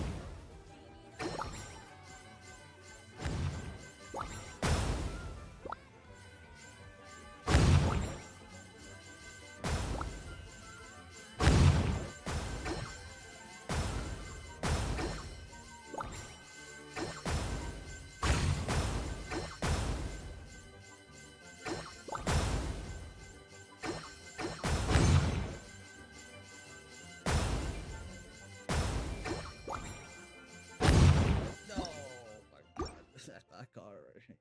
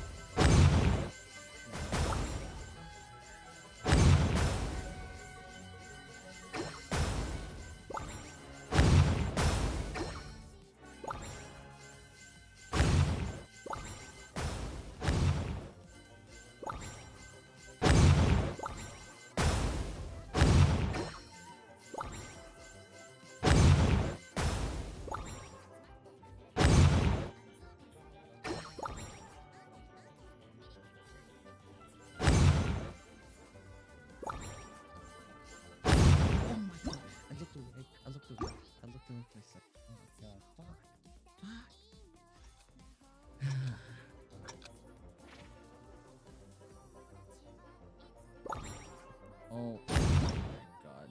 I wasn't clicked into entry when I clicked it.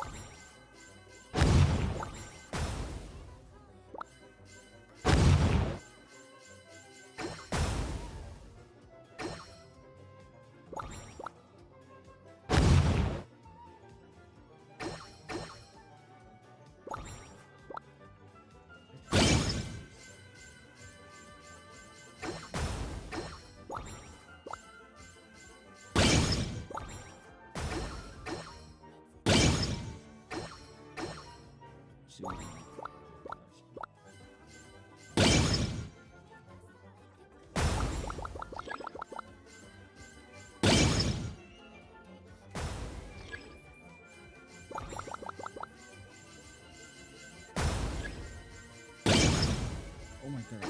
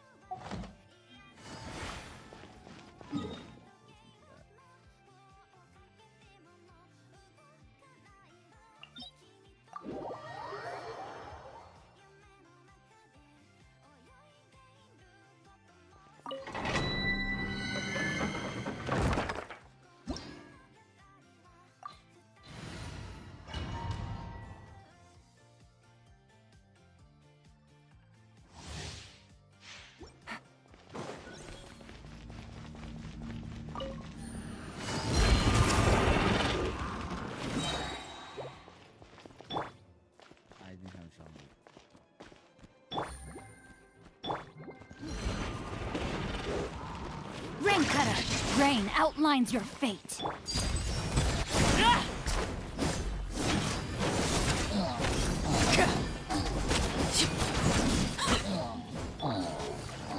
Gotcha. Here comes the catch. My turn. Overrule.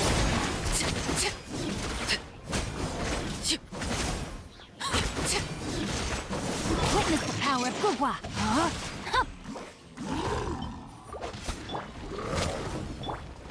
Let her rip! Things are about to get dicey.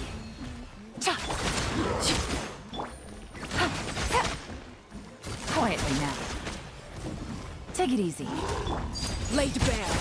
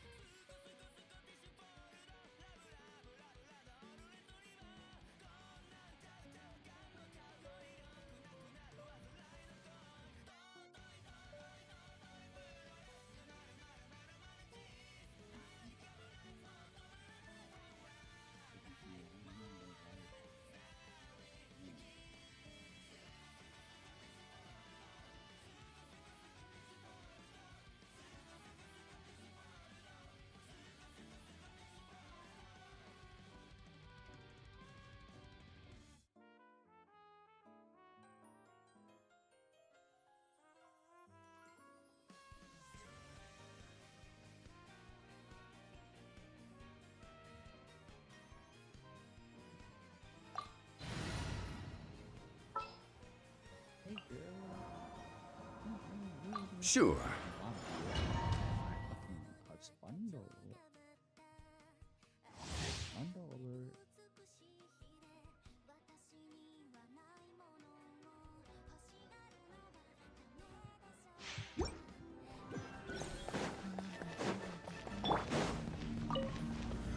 Solidify! Rain outlines your fate. Rain overrule. Yeah. I will have order. Stabilize! Busted. Here comes the catch. Everlasting as the moon! Transfixed!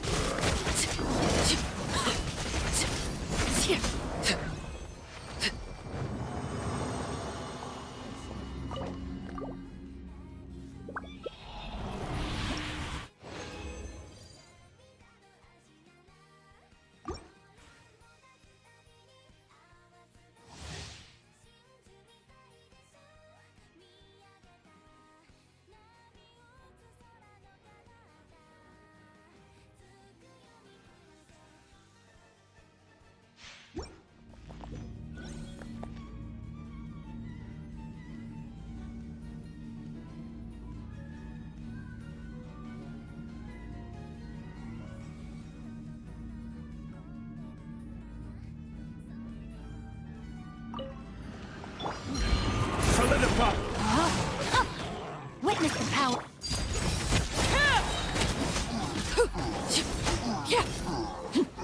Witness my rise! Things are about to get dicey. Order guide you!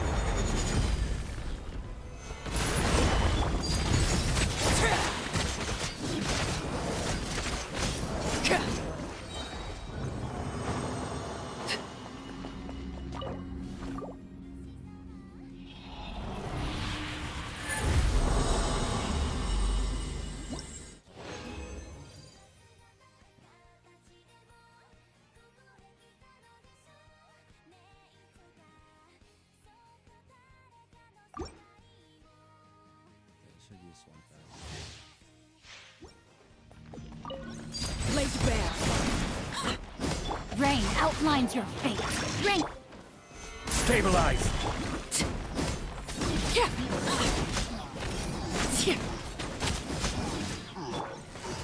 Here comes the catch.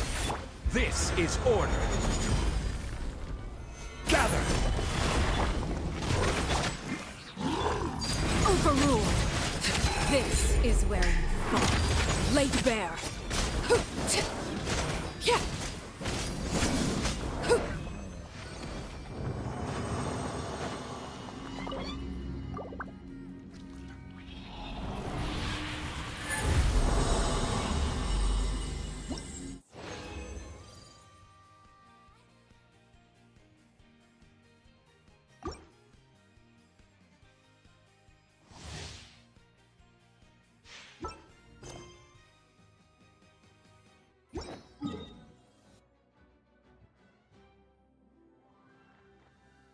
And I get a teleporter.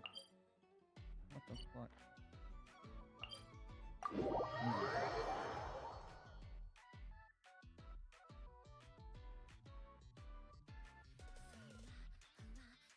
Damn, I could have won this game. Oops.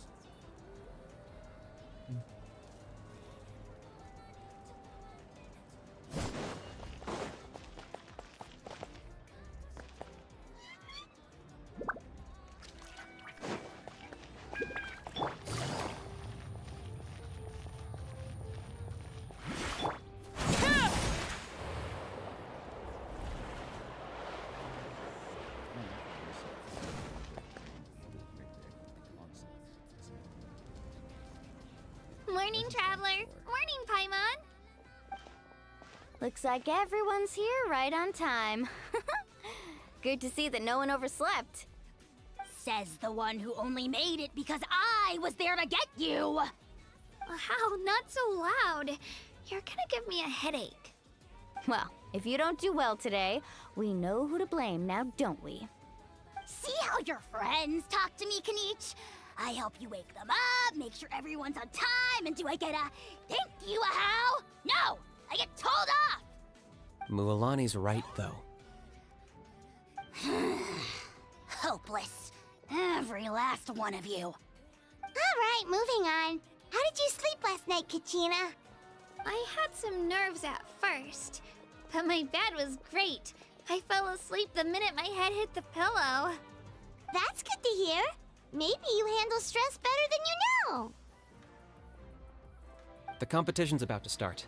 Did everyone eat something? A little. Didn't want to overdo it.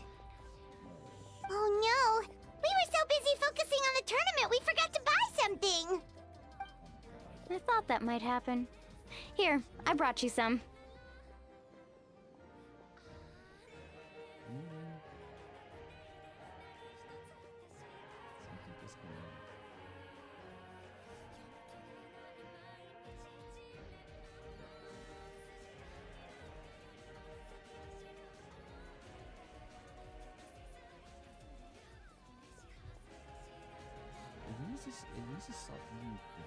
No thanks necessary.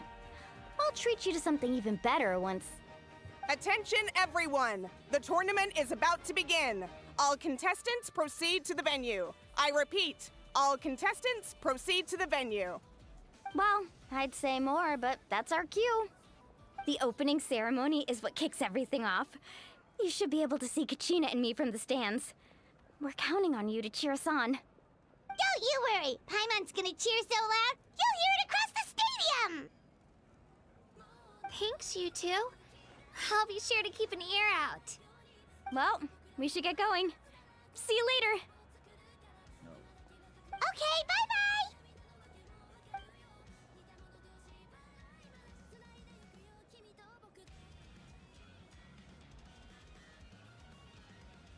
Attention everyone! The tournament's about to begin. All spectators, please take your seats. I repeat, all spectators, please take your seats. Oh, that's our cue! Wow, we've definitely never witnessed a competition of this scale before. Let's go in once you're ready.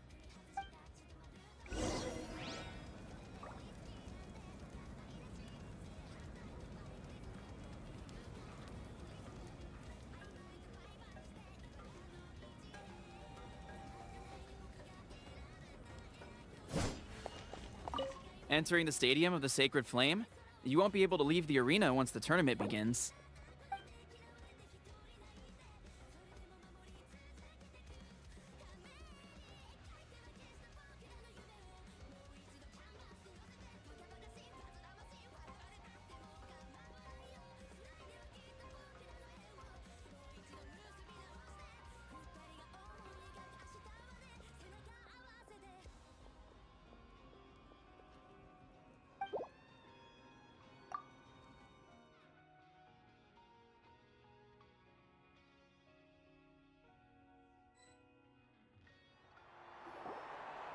The pilgrimage of the return of the Sacred Flame is a competition with a long, storied history.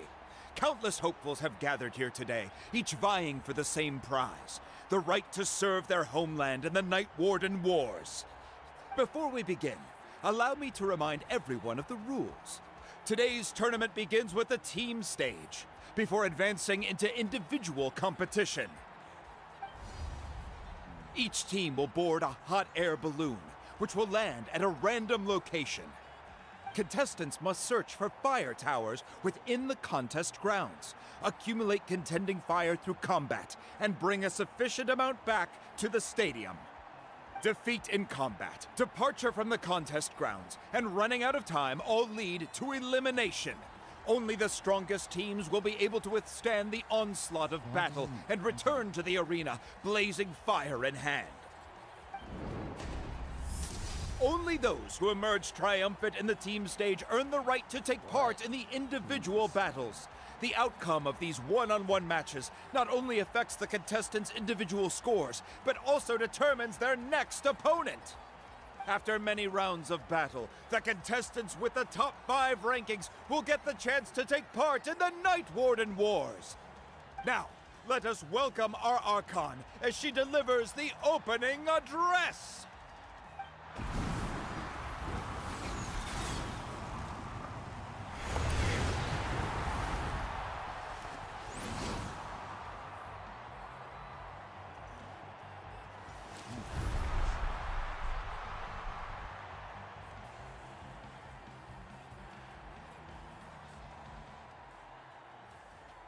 Skill, strategy, fortune, form.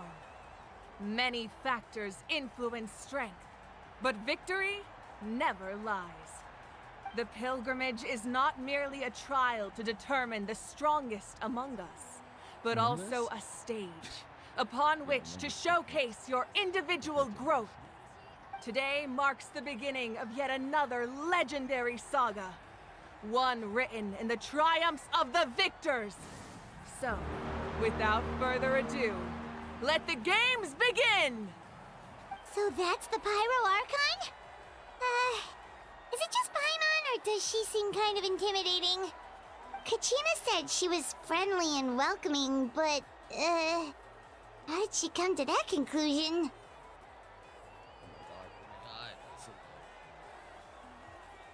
Didn't Kachina say she was just an ordinary person before becoming the Archon? Sure doesn't seem like it. She doesn't seem ordinary at all. Oh, look! It's Kachina and the others! Well, folks, it's clear the contestants are already raring to go. The teams will now board their hot air balloons and make their way to the competition grounds. Chaska! Chaska! Yeah! Go! Do it! Kick their butts, Itzna! Go, Mualani, go! You can do it, Kachina! And the crowd goes wild! The hot air balloons are about to ascend. Contestants, prepare yourselves to take flight! Remember the rules. The balloons will take you to random locations, and your battle starts the moment you land. Best your competition, collect sacred fire, and bring it back to the stadium. Good luck, everyone!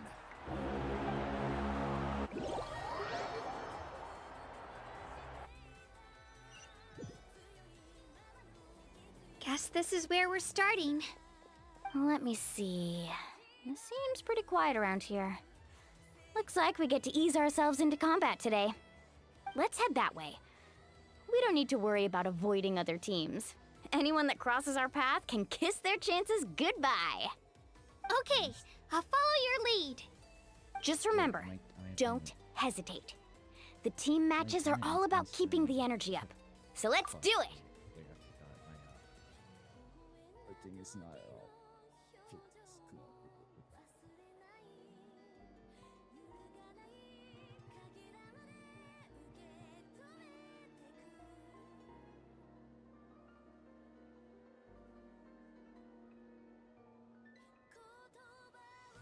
Please. Please. How much you need now? 110. Okay.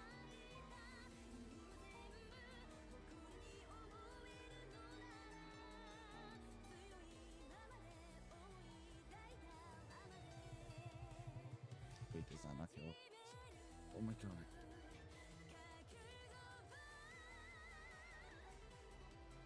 Please kill. If I... Oh my god. If I waited... Oh my god. It was a 1 point difference. If I waited for Palestine first, I would have got enough damage for... Oh my god. Oh my god. It's a 1 point difference. It was a 1 point difference. It was a fucking 1 point difference. It was a fucking 1 point difference. That sucks. It's a 1 point difference, bro. God damn it. I was too rushed. I was too in a panic. I was too in a rush. Bro. If I waited for Palestine, if I calculated when Palestine, it would have been good. Oh wait. I should do the same thing.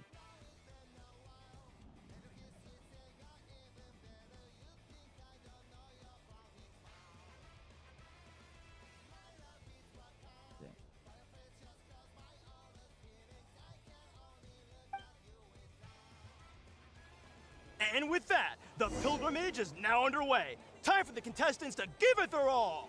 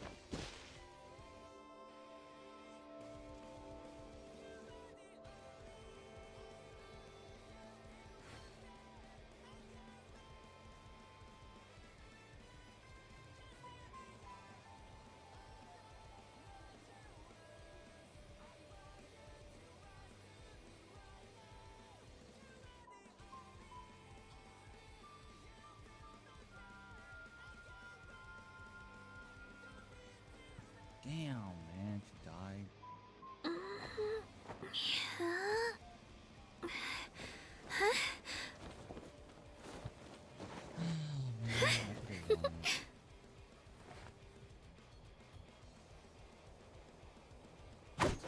Oh, a fire tower! And an unoccupied one from the looks of it.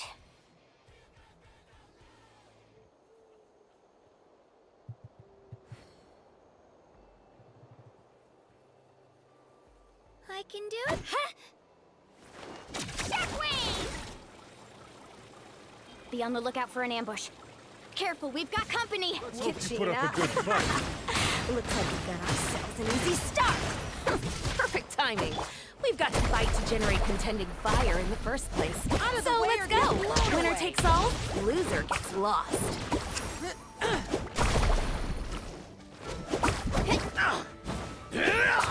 Let's round them up! Shoot!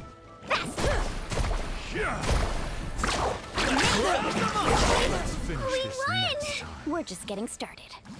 Grab the fire and let's head to the next spot. Currently in the lead, we have Chaska, one of the contestants from the Flower Feather clan, really leaving her competitors in the dust.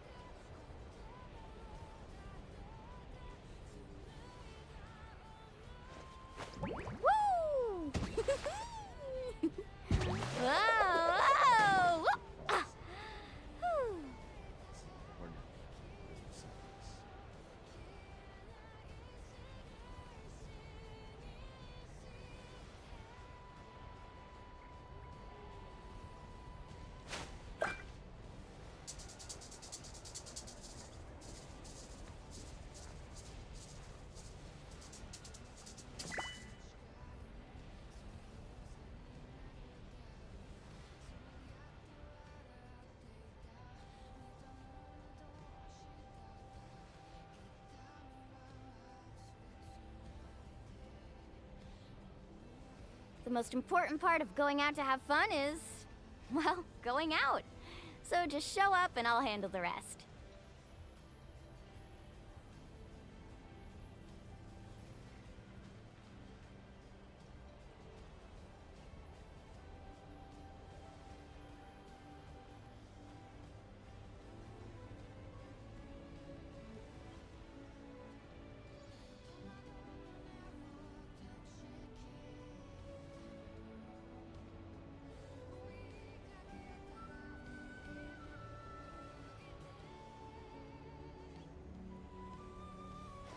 Woo! Whoa! Whoa! Ah! Whew.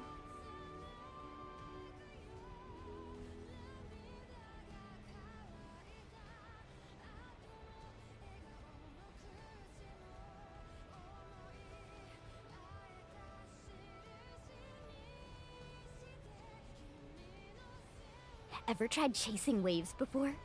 You wanna try? Well, come on, no time like the present. I'll help you find the closest beach.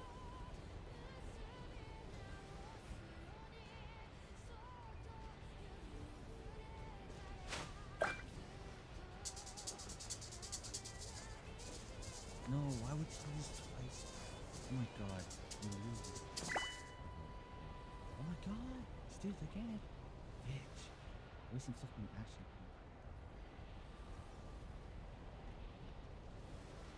Kill. No, that's not kill. Why is that not kill? This?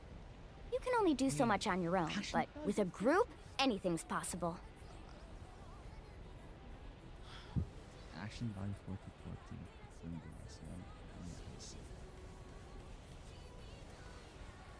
Damn.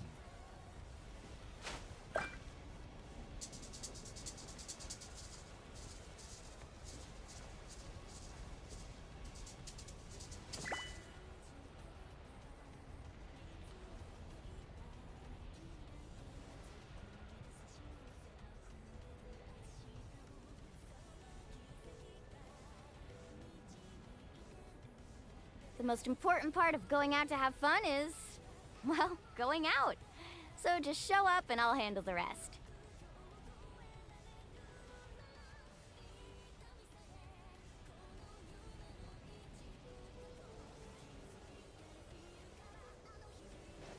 Woo! Whoa! Whoa! Ah! Whew.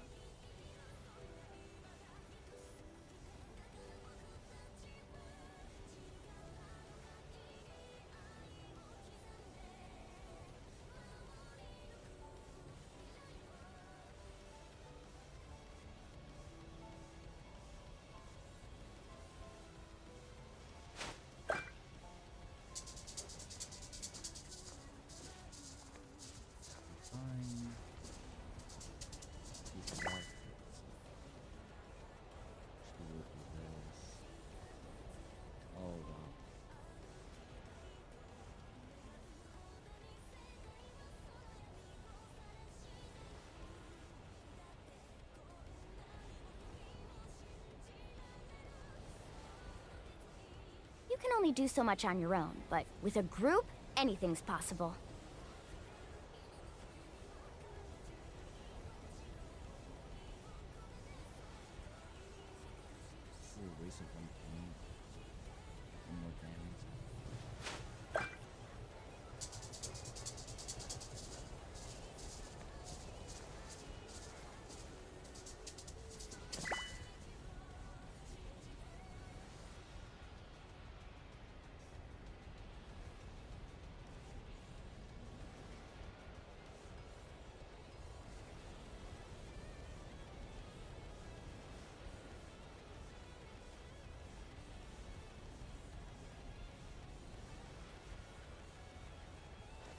Woo! Whoa! Whoa! Ah! Whew. I want to punch something. Oh my god. That's a piece of cake.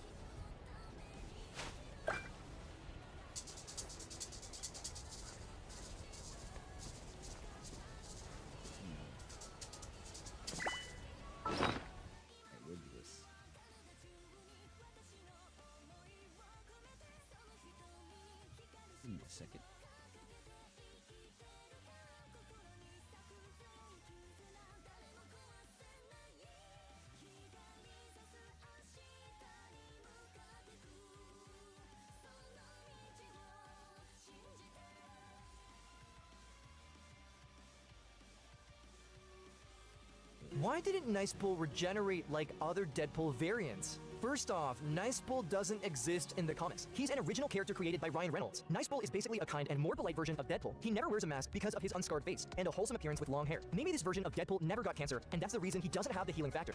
But there is a twist that he owns the Dogpool. If you pay attention, there is an earring in Dogpool's ear similar to Nice Bull's. Dogpool is the reason why no one was ever able to kill Nice Bull. That's why when Deadpool talked about adopting him, Nice Bull's face became dull and fearful. But Dogpool betrayed him for Deadpool. After all, he is also a variant of Deadpool. Then Nice Bull didn't last long and was killed by Deadpool Corp.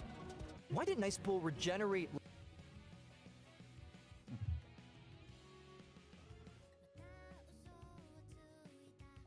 What happened? Did I just start? Okay, just order. He's right.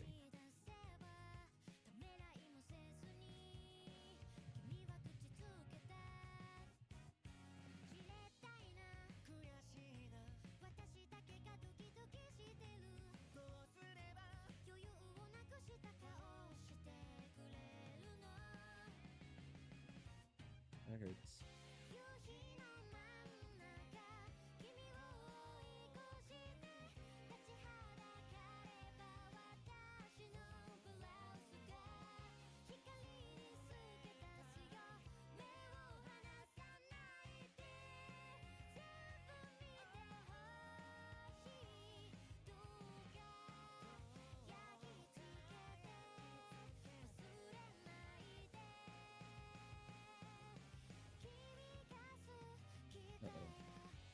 That guy has like a short Pokemon.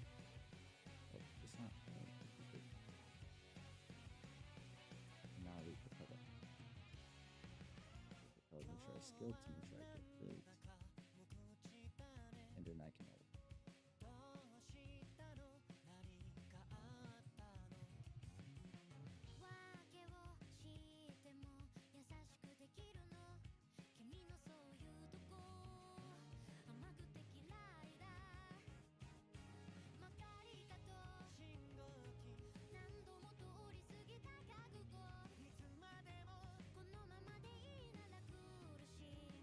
Wait, I saw something. I need to get those old. I saw something too.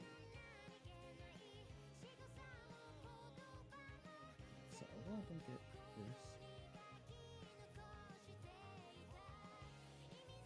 Sick.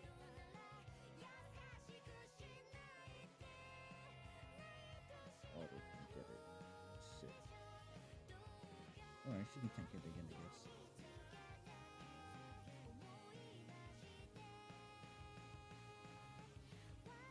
Maybe she can't.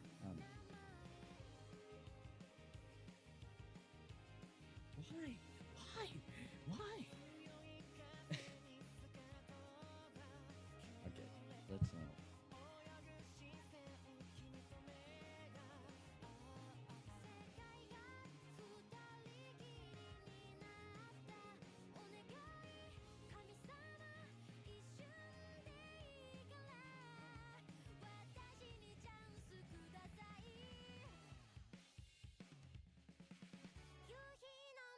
Hey YouTube, another DLC character has come out, Versusia. And I actually think she's pretty strong. She has a lot of unique potential. She's just really awkward. So it's my job to prove to this community that Versusia is actually a pretty good character. What do I mean? We got posts like this by Lord and Savior Jayuna. Is Versusia's kind of ass? Am I missing something? I love her design, but her playstyle feels pretty bland and not that scary in the Granblue vs. Engine. People are already asking for buffs. I love Zedislow, your homie, admit you at Evo, but character's been out for less than a week. We can't be asking buffs. Been labbing, character's underwhelming. Lack of regular DP in the low movement really hurt her. From what I've seen, all right, just I'm struggling with her. You get the vibe. People don't think this character's very good. It's not just this, it's not just these guys. Because she's so awkward, people don't think she's that great. So it's my duty to enter a tournament with a DLC character and win to prove that they are actually pretty decent. So this is Paragon Online. It's the premier tournament on Fridays. It's a ladder tournament where we basically get a bunch of different sets, and we got some pretty strong players in here, including Lade, one of the best 2Bs, Zane, probably the best Grimner in the USA, and some other really strong players. And so you might be wondering, why do I think this character character's pretty decent. Well, let me explain. All right, so why I think this character's pretty decent. She has some of the best special moves in the game, including this pillar that's unreactable at 18 frames. She has this EX move that is a freaking jump scare at 16 frames. Again, the human threshold reaction I consider to be around 20 frames, especially when you consider input delay and that sort of thing.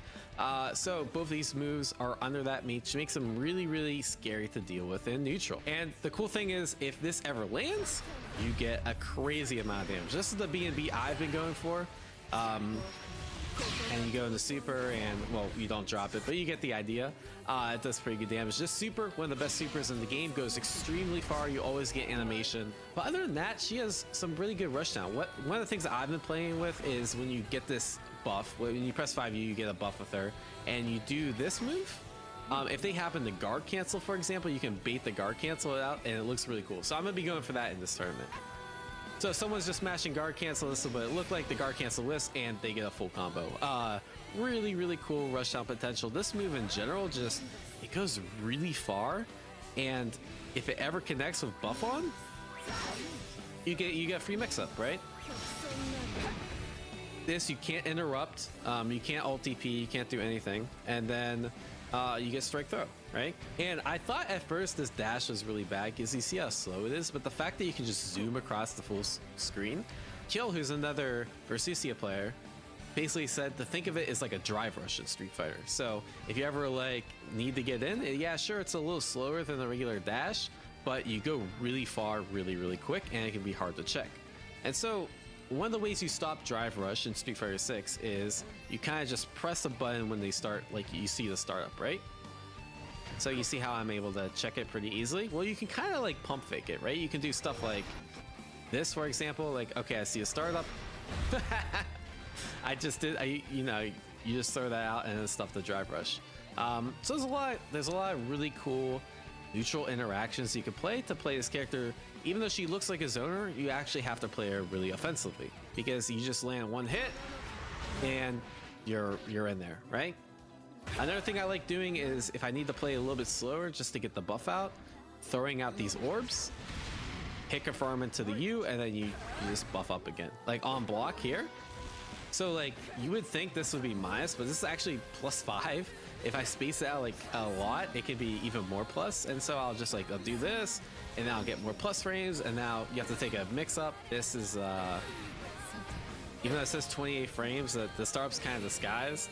So you can hit a lot of people with this overhead, or you just dash up low. So yeah, this character, if you think of her as like a zoner that sets up her offense, I think you'll start to see the strength in her. So yeah, let's get to the tournament. First phase is the ladder phase, so we got a lot of grinding to go through.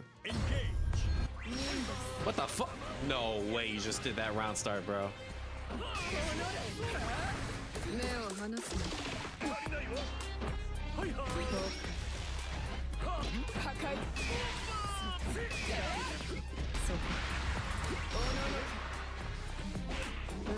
Oh wait, what am I doing, bro?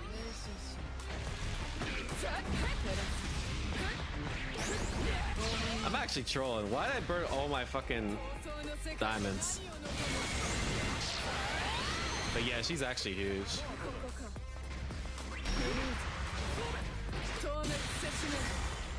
Great. She's also pretty good. This is a corny ass character. Battle 2. Engage. Oh my god, her 2H is just so slow though.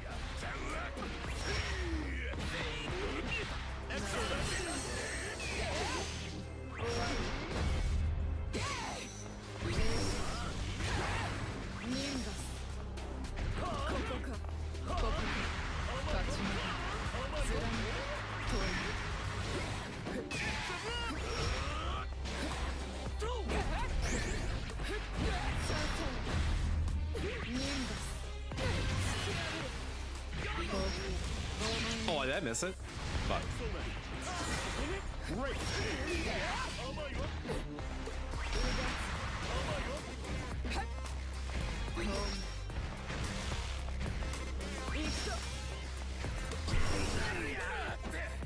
Oh my god, I'm dead. Wait, I'm not dead. Wait, you're punished. That's actually a punish. He threw so hard. Let's go. I gotta lock in, bro. This is tournament. I'm playing like shit. Yeah, I've been grinding a lot of stream.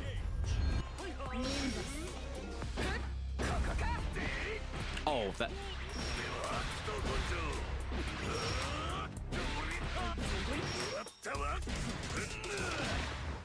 Excellent.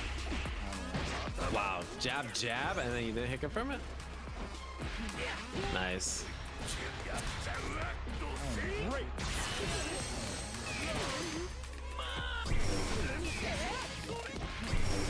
Oh my god, bro, you should feel bad for that one.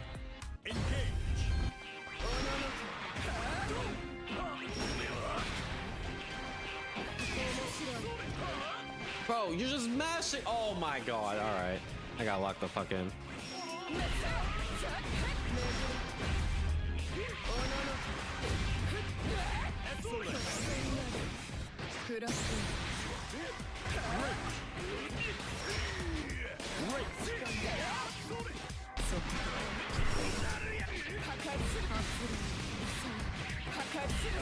Sheesh.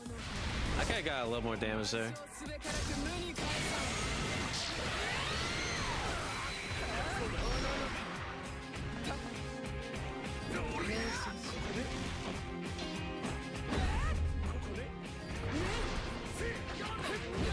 Alright, I'll take that. That was a little scrubby. Yeah, this is tournament.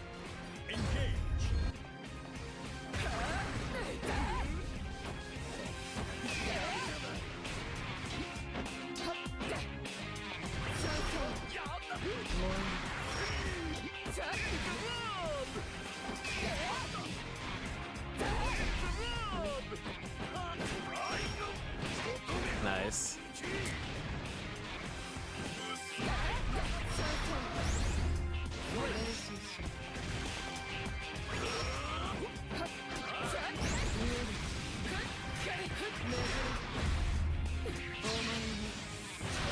Oh, I thought that was gonna drop. I was getting worried.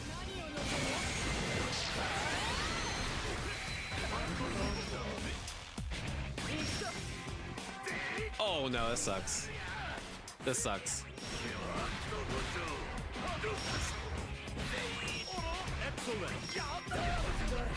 I got the reads though. That's what matters. Bro, Late has so many matches. Holy shit. This might be the most I've seen. 13K? Battle 1. Engage.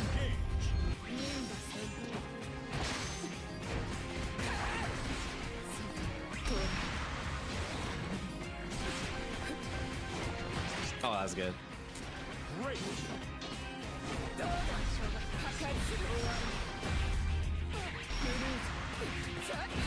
Excellent. Oh.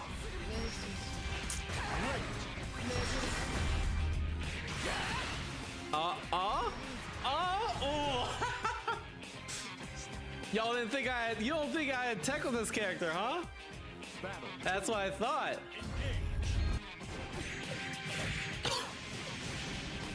Great. Oh, that's cute.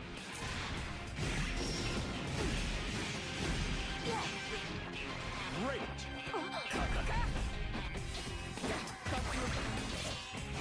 Oh, bro, these dash cancels are kind of crazy, though. She goes so far.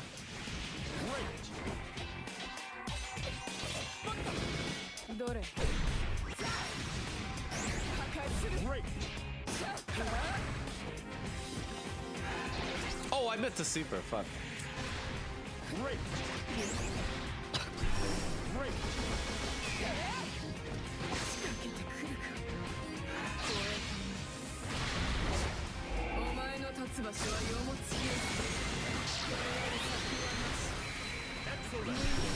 I tried to do it again.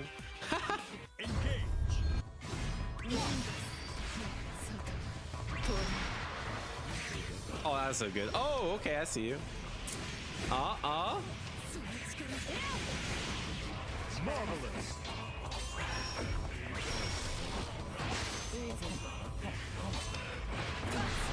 Great.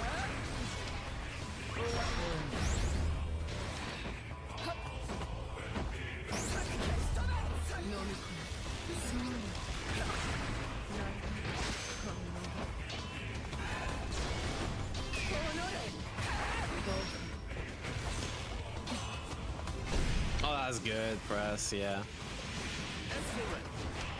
Ah, bro, the 2B.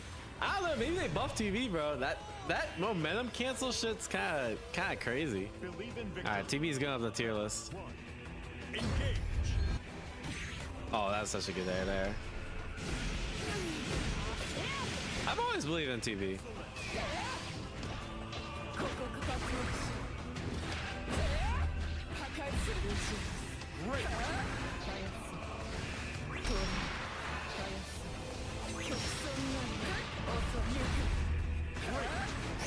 Oh my god, that shit goes so far, bro.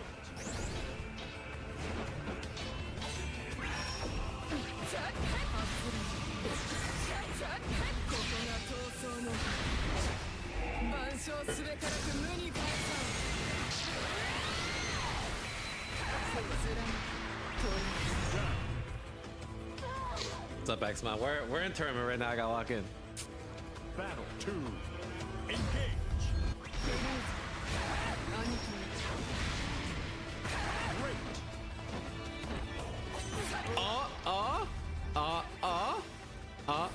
Oh, fuck me, bro.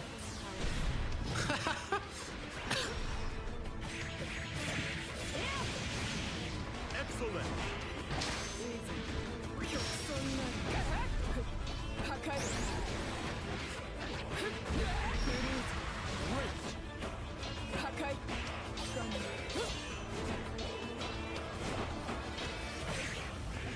Oh my god, bro. Bro, these momentum cancels are crazy, bro.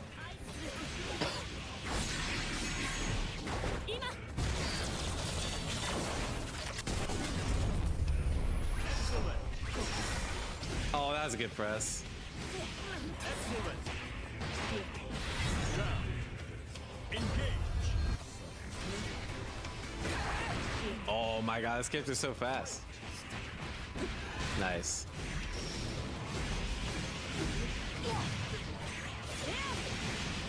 Excellent. Oh, you tried. Great. Great.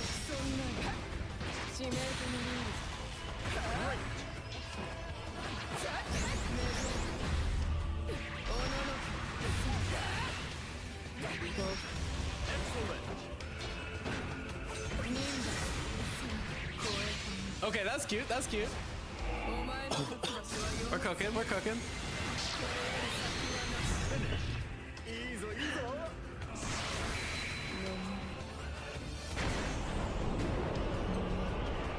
Bro, this character's so cool. Believe in victory.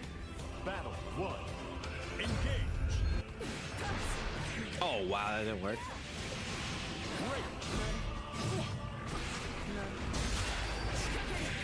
I tried.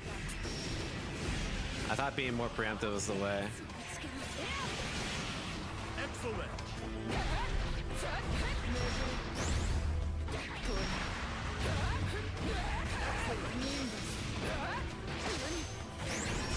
Oh wow, what poke?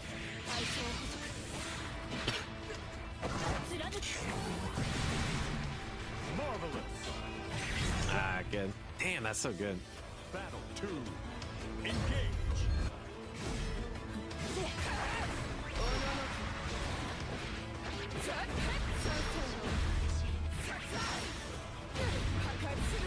Great.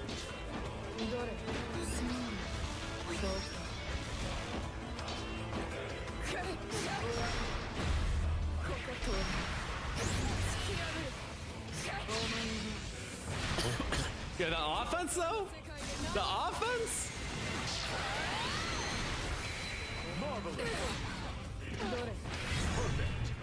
Oh, I've been labbing.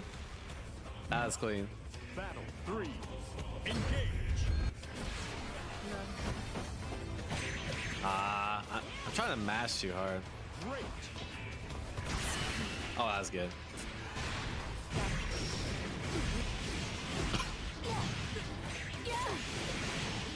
Excellent. Excellent.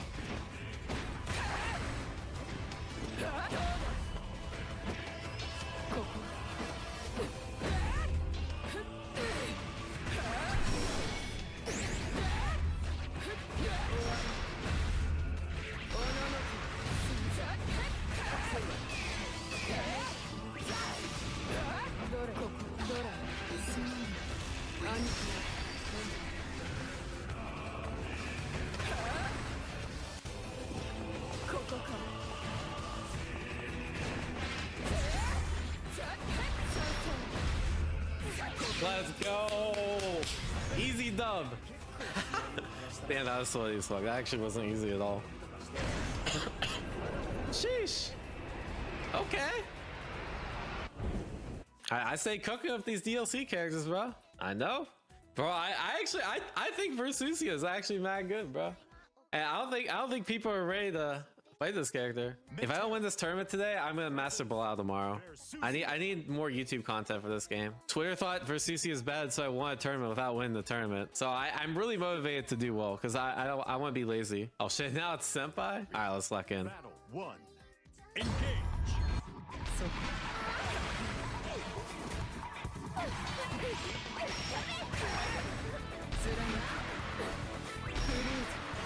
Apollo Badger VG. Oh, that was good.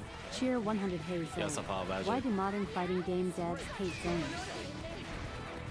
Zoners still have a place in fighting games. They're just one of many archetypes. Devs aim for balance among playstyles for a diverse player experience. Adapt and overcome, like in any good match. Keep on Oh, that's fighting. good.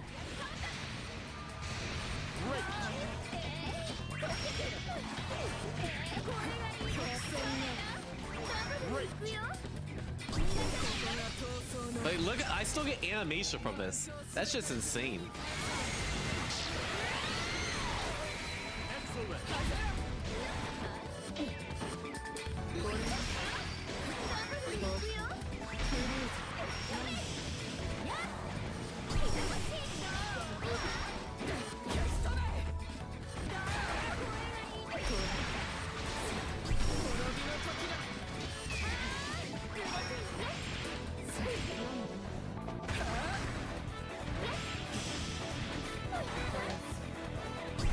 Oh, that works! Oh, that was so good. Holy shit. What's up, Memo? Yeah, this character's cool as shit.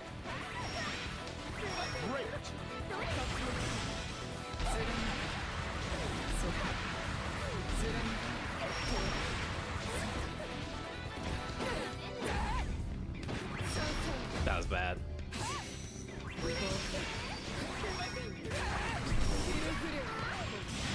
Oh wow, that's so good.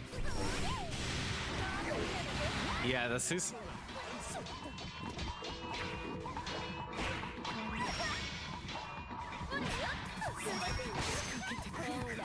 Oh, what a good anti-air shit. Nice check too. Yeah, I feel like against a good Matera, I don't know what the fuck to do, bro.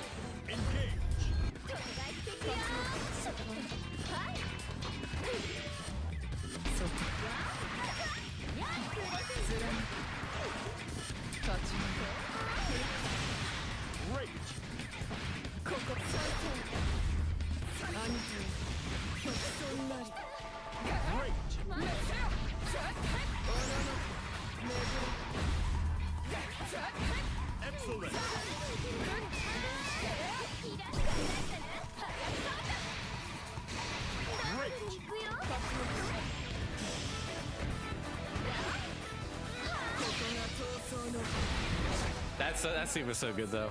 That super is fucking goated.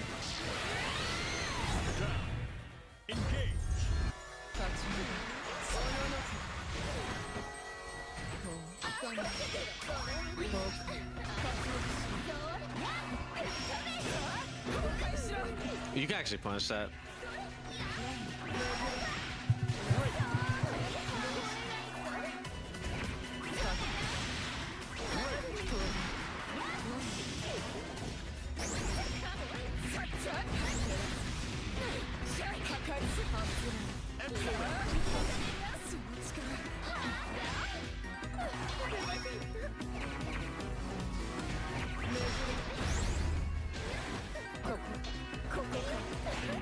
Oh my god, seriously? What the fuck?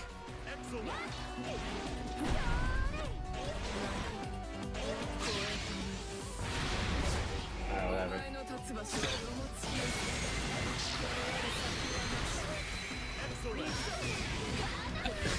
Sheesh. Okay, 1-1. Let's fucking go.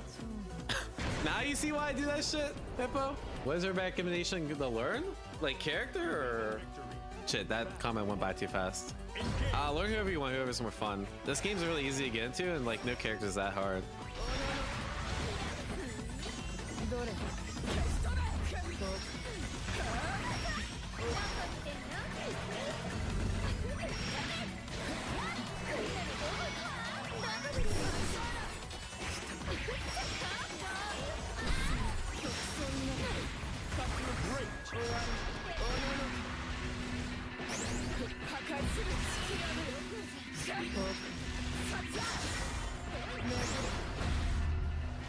Excellent.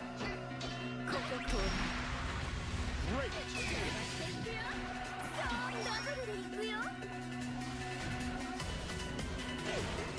Oh, that's good.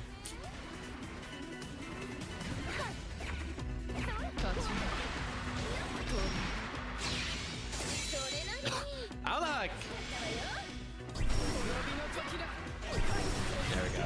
I know what to do there. He said, bro, he's so scared of Super. Oh, that's good.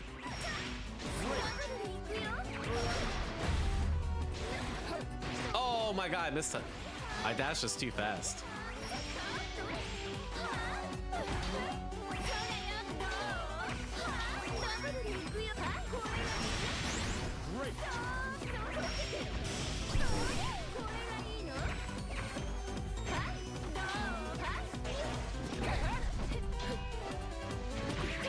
Nice. Oh, that doesn't work. Yeah, that shit recovers so quick. I got these? Okay.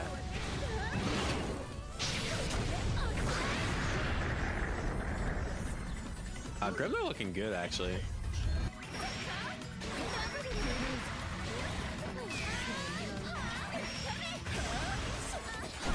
Oh my god, the Senpai's anti-is is so good. Great.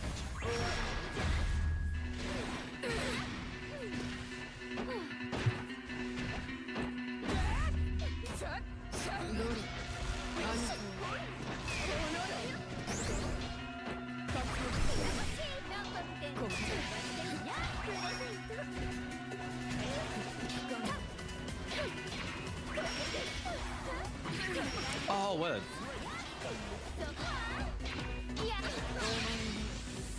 Oh, I thought that was gonna catch. Shit. Alright, not looking good, boys.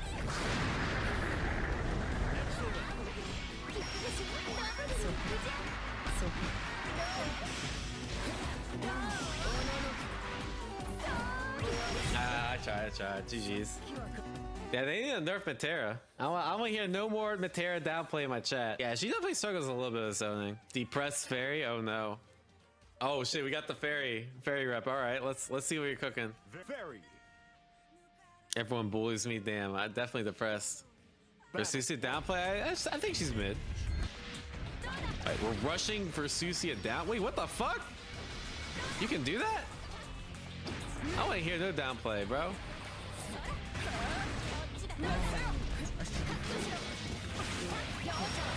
Wait, this character's cracked.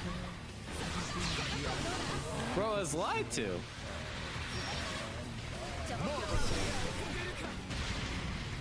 Great.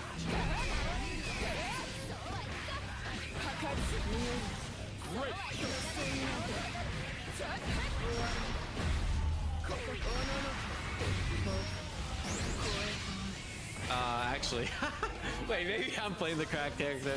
Wait, my bad. Maybe I was playing the crack character the whole time.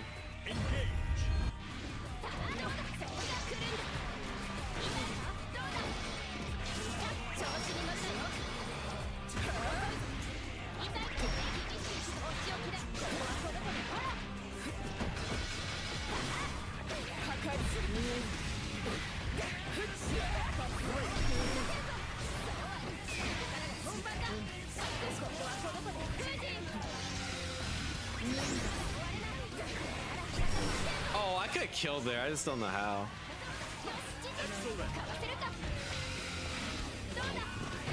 Nice. Oh, wait, that's so good. Dead. Fuck.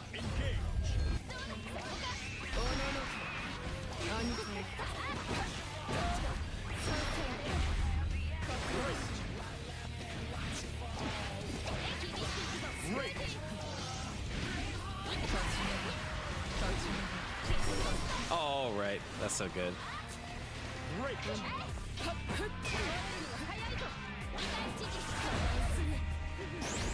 Oh, you mashed her?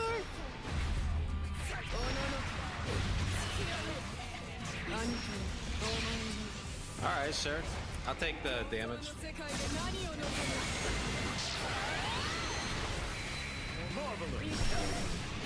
Sheesh! Oh, we're switching.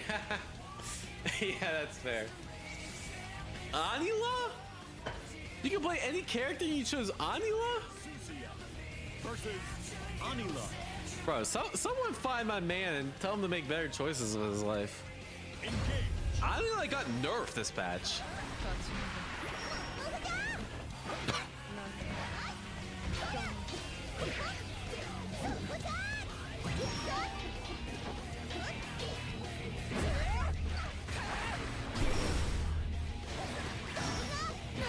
Oh, that's not what I wanted. Sympathetic says, is Fairy garbage? Fairy isn't garbage. She just has a different playstyle that requires strategic spacing and zoning. Every character has strengths and weaknesses. It's all about how you use them. Don't give up on Fairy. Keep honing your skills and find ways to dominate with her. Keep fighting. Oh, that's good. Yeah, so they said get good, bro.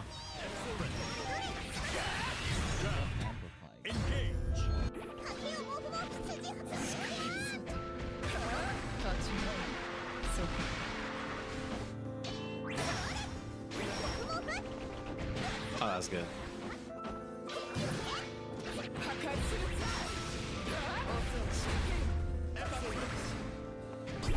Oh, fuck.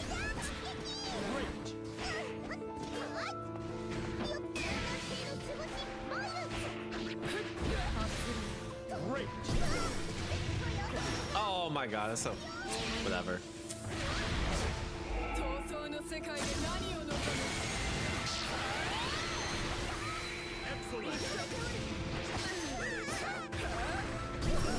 Oh, fuck. Never mind. Is that the strat? I can actually punish. I have to do 2L5L instead of 5L5L. All right.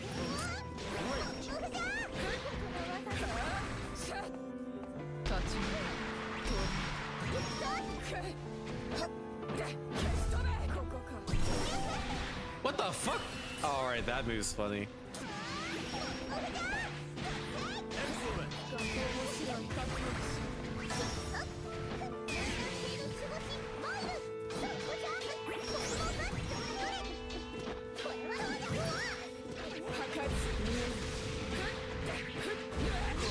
Alright, well, now you have no BP. That's the sheep FGC. Thank you so much to the tier 1.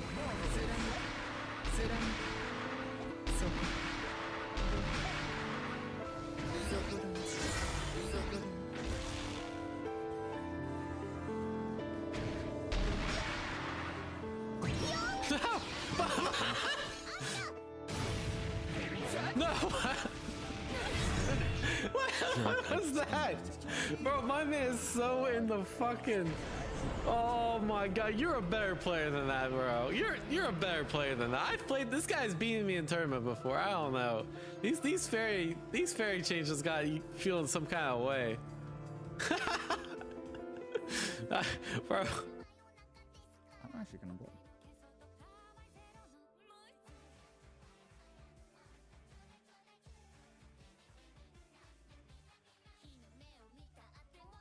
Let's watch on. In lunar flame. That's pretty good. Oh my god, I clicked the wrong thing! Subscribe!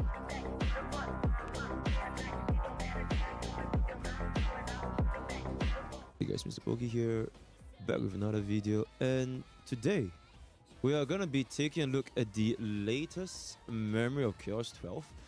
Apparently is extremely easy. According to my chat, that everybody can just clear this with their eyes closed. So we are gonna be trying a little bit different today, as I've always done for the past couple of the new endgame refreshes. Today we are gonna be doing the Xianzhou Luofu art. No Akron, no Firefly, no Ramen, no Robin. I will now be hosting the two sides featuring Xianzhou's strongest swordsman, Blade, in the first corner. Absolutely insane. Rocking a very relatable Ezio S1. And in the second corner we have Ding Liu. Slightly over crit rate because chat insists I run speed boots. Also at an extremely relatable Ezio S1. So we are gonna be rocking these two teams together and see if we can still clear this comfortably without relying on our diabolical hyper carries, diabolical supports, and diabolical whatever. Alright, so without further ado, let's get into today's content. Okay. We are gonna open up with a Bronya skill. Your end approaches. Into Blade Basic. Now, some might say Bronya above Sparkle or Sparkle above Bronya. I think for Blade specifically, Sparkle going second is okay because the crit damage buff can last throughout his follow-up attack. That does depend on the fact that we actually get hit. If we don't get hit, then I'll kill. Yep. So hopefully we do get hit. Hopefully we do get hit, right? Hopefully we do get hit. We're gonna buy. So now he has the crit damage buff. Very poggy walkies. Let's just do this. And please hit Blade. Oh my god. Please hit Blade. Hit Blade! Thank you. Failed to send you. That paradise may be unreachable for me. Yeah? Savor it for me. We're still chilling. We're still chilling. We're still chilling. This pushes Blade up in the perfect position. Okay, quid pro quo being an absolute giga chat. If we cast out here, we just cast out, right? Honestly, there's no harm in casting out here. Because we squeeze in another Bronya action here. Power of Duns. We pop this here. So we do get Blade's ultimate here. I think we should be able to just slap this butter bitch. You impede me. No words for the moon. Okay, this should allow us to bring up the full. Okay, I want Bronya buff first. Nice. Nice. There's always a weakness. Lend me your strength. Oh my god, this might actually just be the 0 cycle. Paradise may be on. Savor it for me.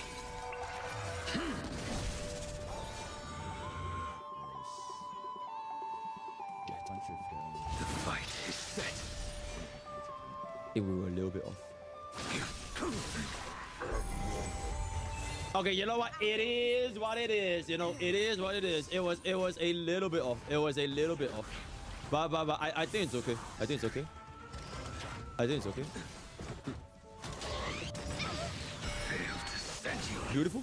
Blade goes to kill this thingy. Sparkle buffs up Blade. And we can hit it with a Blade out. Paradise may be. Savor it for me. Okay, very relatable. I think we can just basic, yeah. We still have our steps, so we should be chill. Oh! We've entered the storm. Oh, okay, that was a pretty good hit. That was a pretty good hit. Okay, we're chilling. Oh, whoa. Let's calm the down. Let's... Nuclear where cleanse, and there it is. Nuclear where cleanse. Zero reaction. Absolutely zero reaction. Okay. Now we kind of just, you know, bump it up a little bit more. I don't think acting is good. Yo. Damn. Okay. Let's get a heal first. And we pop the Danza. What's the point of this mask from Into the Pits? As you explore the house of our main character Oswald, this item can fall from the attic, but when during the game this happens is completely random. What's even stranger is that it's the only piece of Fazbear merchandise in the entire house. The game would have you believe that it's just a tradable item, and while yes, you can use it for that purpose, there are plenty of other items that show up way more reliably that can also be used for the game's one and only trade, making a luck-based item like this feel totally unnecessary, unless it's not really here to be a game mechanic. It's here to tell us something important, and I think I know what it is.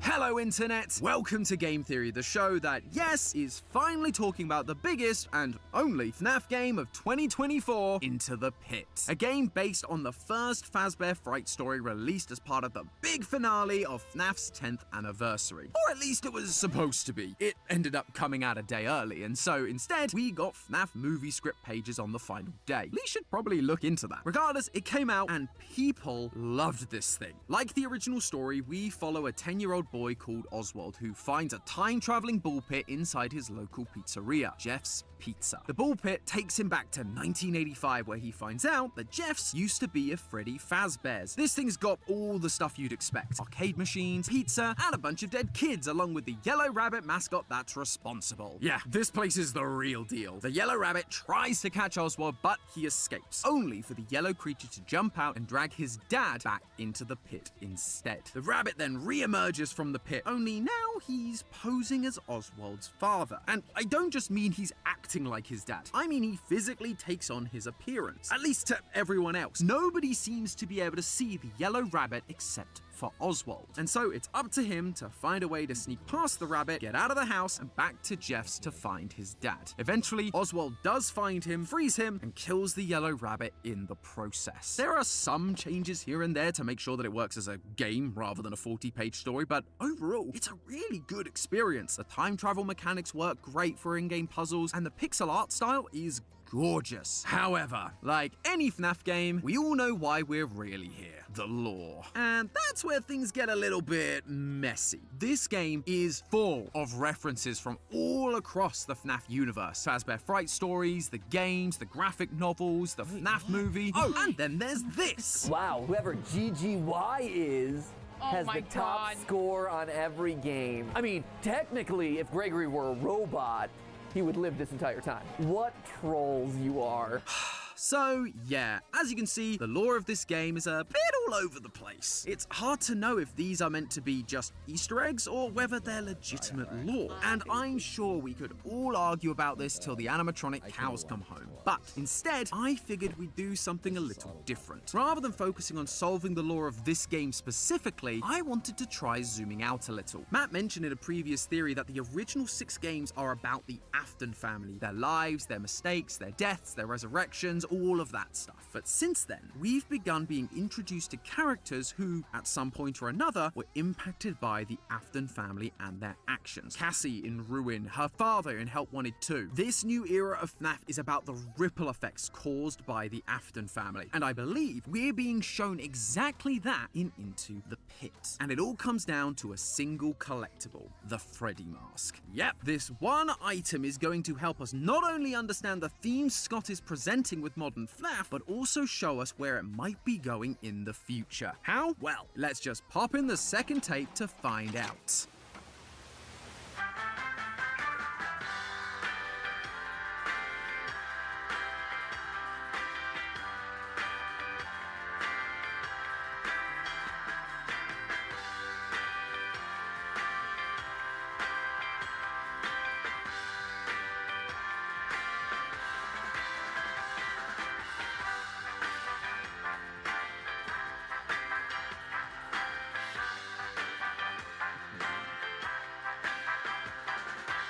Embrace your legacy. The Legacy Collection, featuring 4 new signature jackets and a range of flattering graphic tees, is available now at lumenofficial.com. Welcome back from the break. Thanks for sticking with us. Before we get too deep into the big meta stuff, we should probably go over the basics of this Freddy mask. During the game, you can explore multiple rooms in Oswald's house. One of the rooms is Oswald's attic, but on a random night, there's a chance that this Freddy mask will fall down when you open the hatch. This stood out as a strange detail because 1, it's not mentioned in the original book, but 2, Oswald doesn't really know who Freddy is. If you collect the toy Freddy item, he calls Freddy this thing rather than by his name. And then if you collect this mask specifically, he asks, why would anyone want to look like this thing? Not only does he not know who Freddy is, but he has no idea why anyone would want to look like him. This cannot be his mask, meaning it would have to belong to someone else in the house. Given their prominence in the game, my first thought was that it must belong to his dad, but when I realized that, there was just one thought running through my head. Is Oswald's dad Freddy Bro, the bully wearing the Freddy mask during the bite of 83? I definitely wasn't the only person thinking this either. Plenty of others online were quick to make this connection, but why? Why would the immediate assumption be that if Oswald's dad has a Freddy mask, then he must be this random character from FNAF 4? Well, because this isn't the first time this has happened. In Ruin, Cassie was able to collect a Bonnie mask, and combining that with other details she gave us about her dad, like the fact his favorite character was Bonnie, and that he collected Fazbear memorabilia from the 80s, it led us to believe that Cassie's dad was another one of these bullies, Bonnie Bro. However, a mask alone does not a Freddy Bro make. There would obviously need to be other connections, and so the first question I asked myself was, does the timeline match up? It sounds simple enough, but we're actually missing a number of crucial details. The game doesn't tell us how old Oswald's dad is. All we know is that he's old enough to have a 10-year-old son. On the other side of things, while we don't have the exact ages, it seems pretty widely accepted that Michael and his bully friends are at least tweens when we see them in 1983. So, for Freddy Bro and Oswald's dad to be the same person, Into the Pit would need to take place far enough in the future from 1983 where he could grow up, have a kid, and have the kid turn 10 years old, while also not being so far into the future that he becomes too unreasonably old to look the way he does. Which leads me to my second problem. The game is very explicit that Oswald is traveling back to 1985, but it's never stated what year he starts in. In fact, Megacat Studios has been so careful not to reveal the date that despite the calendar in the past giving us the month and year, the one in Oswald's house during the present only shows the month. But there are a few details that slipped through the cracks, and I believe that they can help us figure out at least a rough range of dates for when this story takes place. During the second day, you have the opportunity to look around Oswald's school, and in the second classroom you can find several things hanging on the wall, like numbers, a sun clock, and a world map that seems a little broken? Maybe that's why there's no bears in Security Breach. Before their extinction, bears were known to attack pizza delivery trucks. Probably a theory for another day. But just below that very confusing map is the actually important detail, another calendar. Just like the one in our house, it tells us the month with no year. But there's one crucial difference. It has the days crossed out, with the final marked date on the calendar being August 16th. Now, as a Brit, I typically read my calendars as the first day being a Monday and the last day being a Sunday. That would make August 16th a Friday in this game. However, FNAF takes place in the US, and you guys use some weird calendars that start on a Sunday and end on a Saturday. I have no idea how this makes sense to you. It's called the week end for a reason. Anyway, using this calendar system means that August 16th is a Thursday during the year the game takes place. There's only a few years after 1985 where August 16th has been on a Thursday: 1990, 2001, 2007, 2012, and 2018. This immediately narrows down our search, but the range of dates still feels a little too large. We're currently spanning 3 whole decades, plus if the game took place sometime during those early dates like 1990, it would be nearly impossible for Oswald's dad to have a 10-year-old son and be a teenage Freddy Bro in 1983. So the search continues. My gut instinct was to look more closely at the technology being used. Tech's come a long way in the last 30 years, so it should be pretty easy to date. The piece of tech we have the most hands-on time with in this game is Oswald's dad's cell phone. Taking a look at it in your inventory, there's a comment from Oswald about how it's, quote, the saddest, most out-of-date model imaginable. And by today's standards, Yeah, I definitely agree. So, I did some research into older mobile phones, and after looking through multiple sites with every make and model of phone since the 1980s, I found this, the Nokia 6600, which is almost identical to the phone Oswald uses throughout the game. This phone was released in 2003, which means our most problematic timeline years of 1990 and 2001 are off the board. As for the other dates, I had to do a lot more digging than I anticipated. Scott and Megacat did a very good job keeping the world looking pretty ambiguous. I looked at washing machines, water fountains, blackboards, whiteboards, TVs, but all of them were either too generic to suggest a year, or the item is still being used in the modern day despite its age. Thankfully, my technology hunch came through once again, because during the game's final day, you get to go into the back of Jeff's pizza, and there you could find Jeff sitting down at his computer. Taking a look at the screen, I immediately noticed something. The grey taskbar and window design is identical to the design of Windows 95, but actually that isn't what I noticed. Despite coming out in 1995, people do still run Windows 95 today. No, what I noticed was the size of his monitors, specifically their aspect ratio.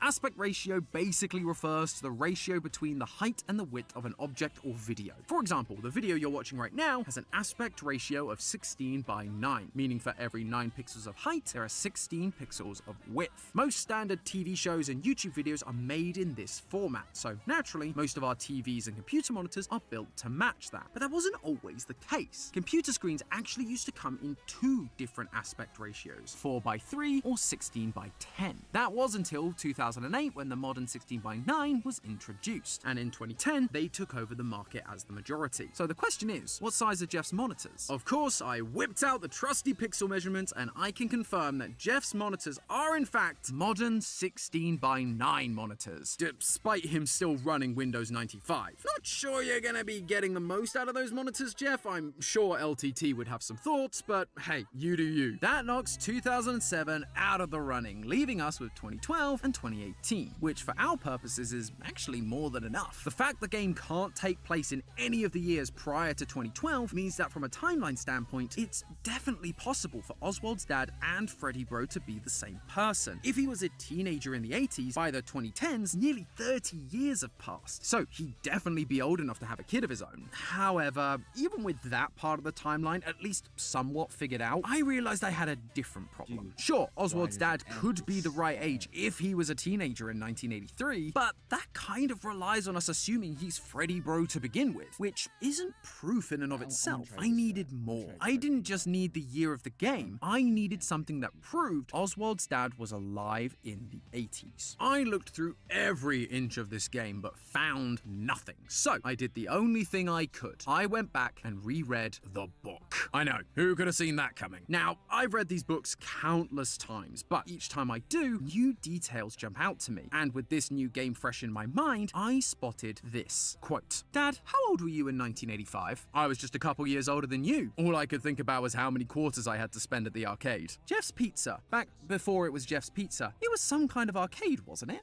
Yeah, it was, but it closed. At this point, we know that Jeff's Pizza was originally a Freddy Fazbear's Pizza back in 1985. So for Scott to remind us of that, as well as tell us that Oswald's dad spent all of his time in arcades like it during 1985, it's not a massive leap to assume that the two are connected. So not only was Oswald's dad alive during 1985, but he spent a lot of time at Freddy's as well. But it gets better, because even though Oswald's dad was playing coy about his age, a couple of years is definitely something we can work with. Fun fact, there have actually been studies on what people mean when they say a couple of years. Traditionally, the word couple just meant 2, but now it can basically mean anything from 2 to 8, although it tends to average out at around 3 to 4 years. If that's the case, then with Oswald being 10 during the story, Oswald's dad would have been roughly 13 to 14 during 1985, making him at least 40 for the earliest date we found, 2012. That is more than reasonable considering he has a 10-year-old son, but does that line up with the FNAF 4 bullies? Well, if Oswald's dad was 13 or 14 in 1985, that would mean that in 1983, 2 years earlier, he would have been 11 or 12. Now, we don't know the ages of Michael and his friends here, but we can make a pretty good educated guess. The average height of an 11 to 12-year-old boy is between 56 and 59 inches, and during the scene, we see them walk past a handful of dining tables, which usually measure in at around 30 inches tall. If you take a look, you'll see that the bullies are just shy of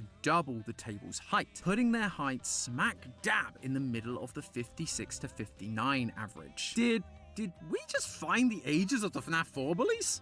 That was not the intention of this episode. And, you know, it's FNAF, so I'm not gonna hold on to it too tightly, but it's definitely interesting to think about. And for our purposes today, it does mean that Oswald's dad would have been the perfect age in 1983. Combining that with his frequenting of Freddy's locations and owning the same mask, he's looking like a pretty good candidate for the identity of the Freddy Bro. It's more than just the timeline stuff too. A detail I always thought was odd was Oswald's affinity for drawing, quote, mechanical animals. He does this at the start of both the game and the book, and as we get more details, it turns out he's drawing characters like Freddy, Bonnie, and Chica. But this is before he's even gone to Freddy's, and as I've already mentioned, at that point, Oswald doesn't know who these characters are. What's even weirder is these drawings don't play any part in the story whatsoever. So why are we being shown this? Because the start of a story is where you establish who your character is, their likes, dislikes, hopes, dreams, and their relationships. In this case, we're being shown that before this story about a Freddy Fazbear's even starts, this character, this family, has a connection to the Fazbear franchise. A connection Oswald may not fully understand, but one that his dad certainly does. But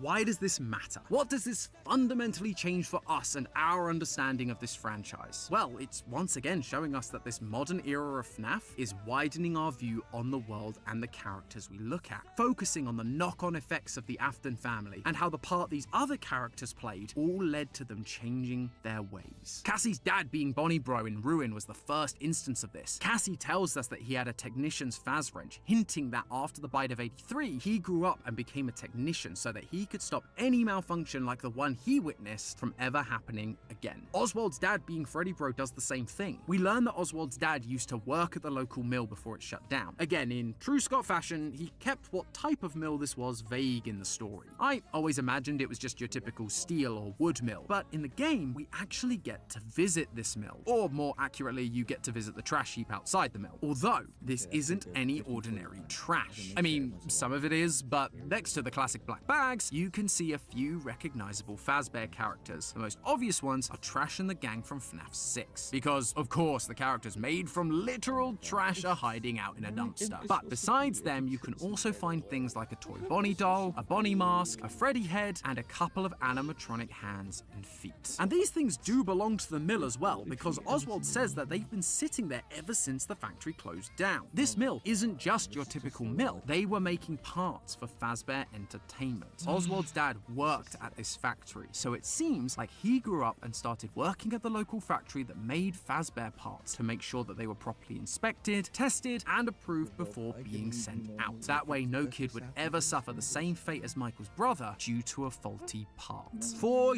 years, Michael, the Foxy Bro, was the only one of the bullies to truly try to atone for the mistake he made. He wasn't able to help his brother, but he tried to put his sister back together. And when he learned the truth about his dad from her, he went on a mission to finish him as well. But for almost a decade, the other three bullies basically got away with it. They just disappeared into the back of people's minds, never to be seen or heard from again. Now, here they are, showing up one by one and revealing to us that these events did change them. That just like Michael, they too are trying to atone for what they did back in 1983. And this theory works regardless of whether you think Into the Pit and the books are 100% canon and Oswald's dad is literally Freddy Bro, or whether you believe he's just a parallel for a grown-up Freddy Bro. The theme is still the same. This era of FNAF is about the ripple effects of the Aftons and the atonement of the FNAF 4 bullies. Scott is trying to wrap up loose ends that were left dangling for years. He's giving us a little more insight into characters that up until now have basically been one-dimensional. Both Bonnie Bro and Freddy Bro were just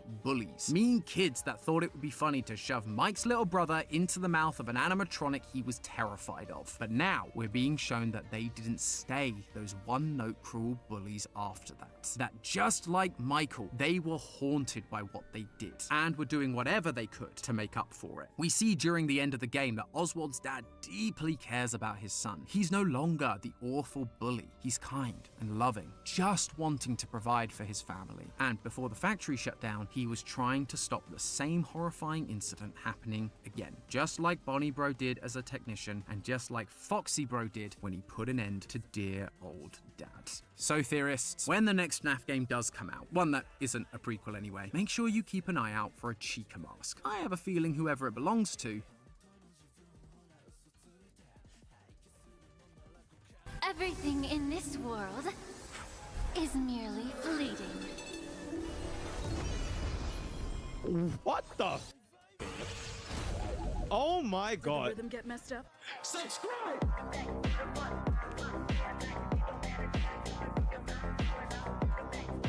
Ling Sha's kit is officially fully revealed as of this current date of recording. So apparently if you were to play the latest event in Honky Starbucks, right? If you play the latest event, for this particular fight over here, Celeron Hunter Sam, you can in fact use Ling Sha as part of your team, right? This is a part of the trial characters. And going into the character details, you can in fact see everything about Ling Sha. So I will be jumping with you guys right into exactly what she has to offer and what are the potential situations that we could be looking at going forward into the future. And without further ado, let's get into today's content. Ling Sha, Fire Abundance. So the stats that we have working on is basically 4.9k HP, 1.8k attack, 974 defense, 141 speed as this crit ratio, base speed of 98. Damn, she had a slow.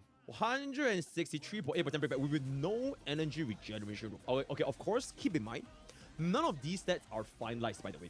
Alright, because this is technically still, I don't know if this is considered early release or whatever. So if there are any changes when Ling Sha comes out, I would not be too surprised. But these are what we have as of this current moment. So these are our base stats. 98 base speed, honestly, is a little bit slow. So for contrast, if I were to compare with Galachat, what's Galachat's base speed? 101 Oh, it's the same as Galachat?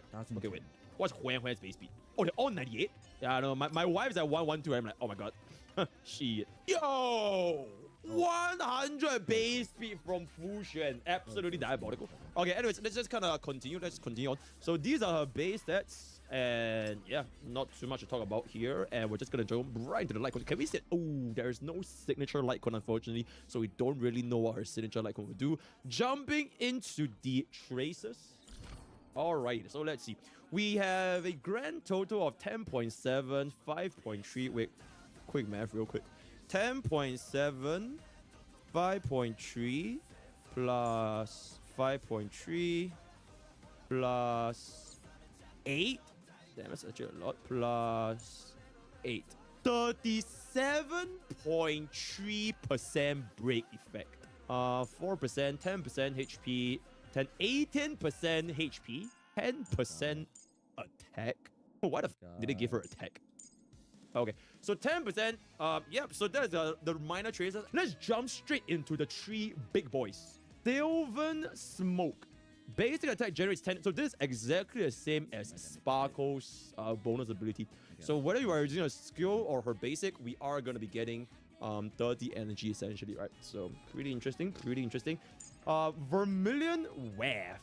Increase this unit's attack or outgoing healing by an amount equivalent to 25%/10% of break effect, up to a maximum increase of 50/20% respectively. So we get up to a 50% attack buff and 20% outgoing healing buff, based on 25% of our break effect. Basically 200. Are we aiming for 200? It is not or. It's just like it both. So if you have 200 break effect, this will be the max you're gonna get. Yeah, but this is 200% break effect to get a max effect, so I don't think this should be too big of a problem. Especially, you know, nowadays we have run May, 100 Trailblazers, they can all buff in battle break effect. So yeah, just TLDR, get 200 break effect with Ling Sha, and you'll get the full efficiency of both attack and outgoing healing. I am a little bit interesting. Why does she have attack percentage though? Does she deal damage? Alright, Bunny. Ember's Echo. When Fu Yuan, okay, Fu Yuan is the little bunny, right? Is on the field and any ally takes damage or consumes HP, if a character in the team has their current HP percentage lower than or equal to 60%, Fu Yuan immediately launches a talent's follow-up attack. This does not consume Fu Yuan's action count trigger again after 2 turns. So it is kind of like an emergency. Yeah, it's kind of like Luocha. Yeah. It's kind of like Luocha, right? So if it falls below any HP, then the little bunny will go up and will trigger the talent's fall up. I do want to take a look into basically what her talent, ultimate, and skill does. So basic, not too much. I'm just skipping through this. Talent first. Okay, Miss Dance Manifest. When using skill, summons Fu Yuan. Initial speed of 90. Holy Lightning Lord. Initial action count of 3. Taking an action, launches follow-up attack. 65% of attack to all enemies. Okay, so a bunny hits all enemies. So it's like Topaz, but for all enemies. Deals additional fire damage equivalent to 65% to a single random enemy. I just hope. Okay, and this damage prioritizes targets that have both toughness It doesn't target one greater than 0 and fire weakness. Okay, so basically the little bunny will try to aim a target that is not weakness broken to try and weakness break them, essentially. So that is like their targeting. Dispels 1 debuff from all allies. I think we know this from the live stream. And restores health equals to 11. Oh, she's an attack scaling. Oh shit, she's attack scaling? She's attack scaling. She's not HP. She's attack scaling. Oh, so that's why we give her attack trace. Okay. So she's our second ever attack scaling healer. I guess you can't really even say she's basing off of break effect because the heals skill from attack. It is being more or less this trace. The break effect helps us to convert this into more attack, but she fundamentally still scales with only attack. Okay, 11.2% of her attack plus 319. Fu Yuan's action count can accumulate up to 5. When action count reaches 0, Fu Yuan disappears. Using a skill, increase action count by 3. So I am going to be assuming we are going to be not super skill point positive on her. Because we want her to have the bunny, right? So I'm assuming we're still going to be... She might be like a Huo. Skill basic. 11.2% of her attack. What's Luocha's scaling again? To kind of get a rough gist of what's going on. Okay, it's slightly lower than Luocha. Both level 8. It is slightly lower than Luocha. Actually, it's a little bit. It's like 5% lower, actually. It is 5% lower. So, yeah, it's around 5% lower from this single dispel. I'm not exactly sure how much she can heal, but I'm guessing this is like slightly... The base heal is higher. Lingsha is AoE. Is Luocha not also AoE? The field is AoE, right? Like you attack the main target and it heals your entire team. When your character hits the target, the main person heals more, but your entire team still gets healed. The flat heal is higher. Okay. 319 is very, very low though. 319 is pretty low. But alright, we'll see. Hopefully this will be enough. Oh, actually we should be comparing this bada bitch to Gallagher. 707. Every time I'm betorted is 707. Alright, let's just say we have 2000 attack. So if we have 11.2% of 2k, it's 224 plus 319, which technically is lower than Gallagher. Because Gallagher is 707, 543. Yeah, but it is level 8 tracer, so definitely this can go up a lot higher. Maybe this can go up to 400. I'm not sure. But I wouldn't think this will be the end or be all. I mean, it's technically a free healing, right? So yeah, we'll kind of have to see. I don't think that we are probably running Lingsha just for the heals, because I think it's also more towards like, you know, it's a follow-up attack. And I also want to kind of just see what the ultimate. Or ultimate inflicts B Fog on all enemies. While in B Fog, targets receive 22% increased break damage. Break damage vulnerability, essentially. I believe, if I'm not wrong, Gallagher also has break damage vulnerability. Okay, 13.2. Oh, it's double of Gallagher's break damage vulnerability. Almost double. And this is at level 8, by the way. So if we get to level 10, this might be, I'm guessing this might be 25. So it's like more or less double of the break damage vulnerability. Deals fire damage go to 135. I don't think this multiplier cares that much. And at the same time, restore... Okay, this is basically the same as the talent. So this is exactly the same as the talent. 11.2 plus 319. And we get a free bunny move. So after casting ultimate, this bunny will move again. So basically we get a double heal, yeah? We get a double heal, essentially. So we will heal for 22.4 and 638. Okay, let's take a look at the skill first. Deals fire damage to all enemies and restores HP to all allies. Fu Yuan's action advances by 20%. What? Damn. If only somebody else could have a skill that advances our summons by 20%. Okay, but anyways, I guess that is pretty much her kit. What's the thing again? Immediately summons Fuya and inflicts Befog. We can immediately cast Befog on all enemies lasting 2 turns. Okay, so that is basically her kit. I think in terms of sustain, she will probably, most likely, definitely, okay, maybe be more comfortable compared to Gallagher. And I'm talking about from a sustain perspective, because Gallagher, aside from the ultimate, the Befitter thingy, it is like single target heals. This one, you technically don't even need to rely on the heal that much. And like the body can kind of just, you know, AoE heal. She has AoE heal for everything. Right? She has AoE heal for all talent, ultimate, and skills. So in terms of comfort, I think this might be a little bit more comfortable compared to Gallagher.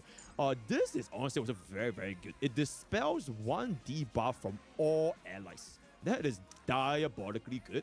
And the fact that the moment we cast our ultimate, it immediately casts this again, it means that our ultimate is quote-unquote like a Link's ultimate as well. Not too bad. I feel like her sustain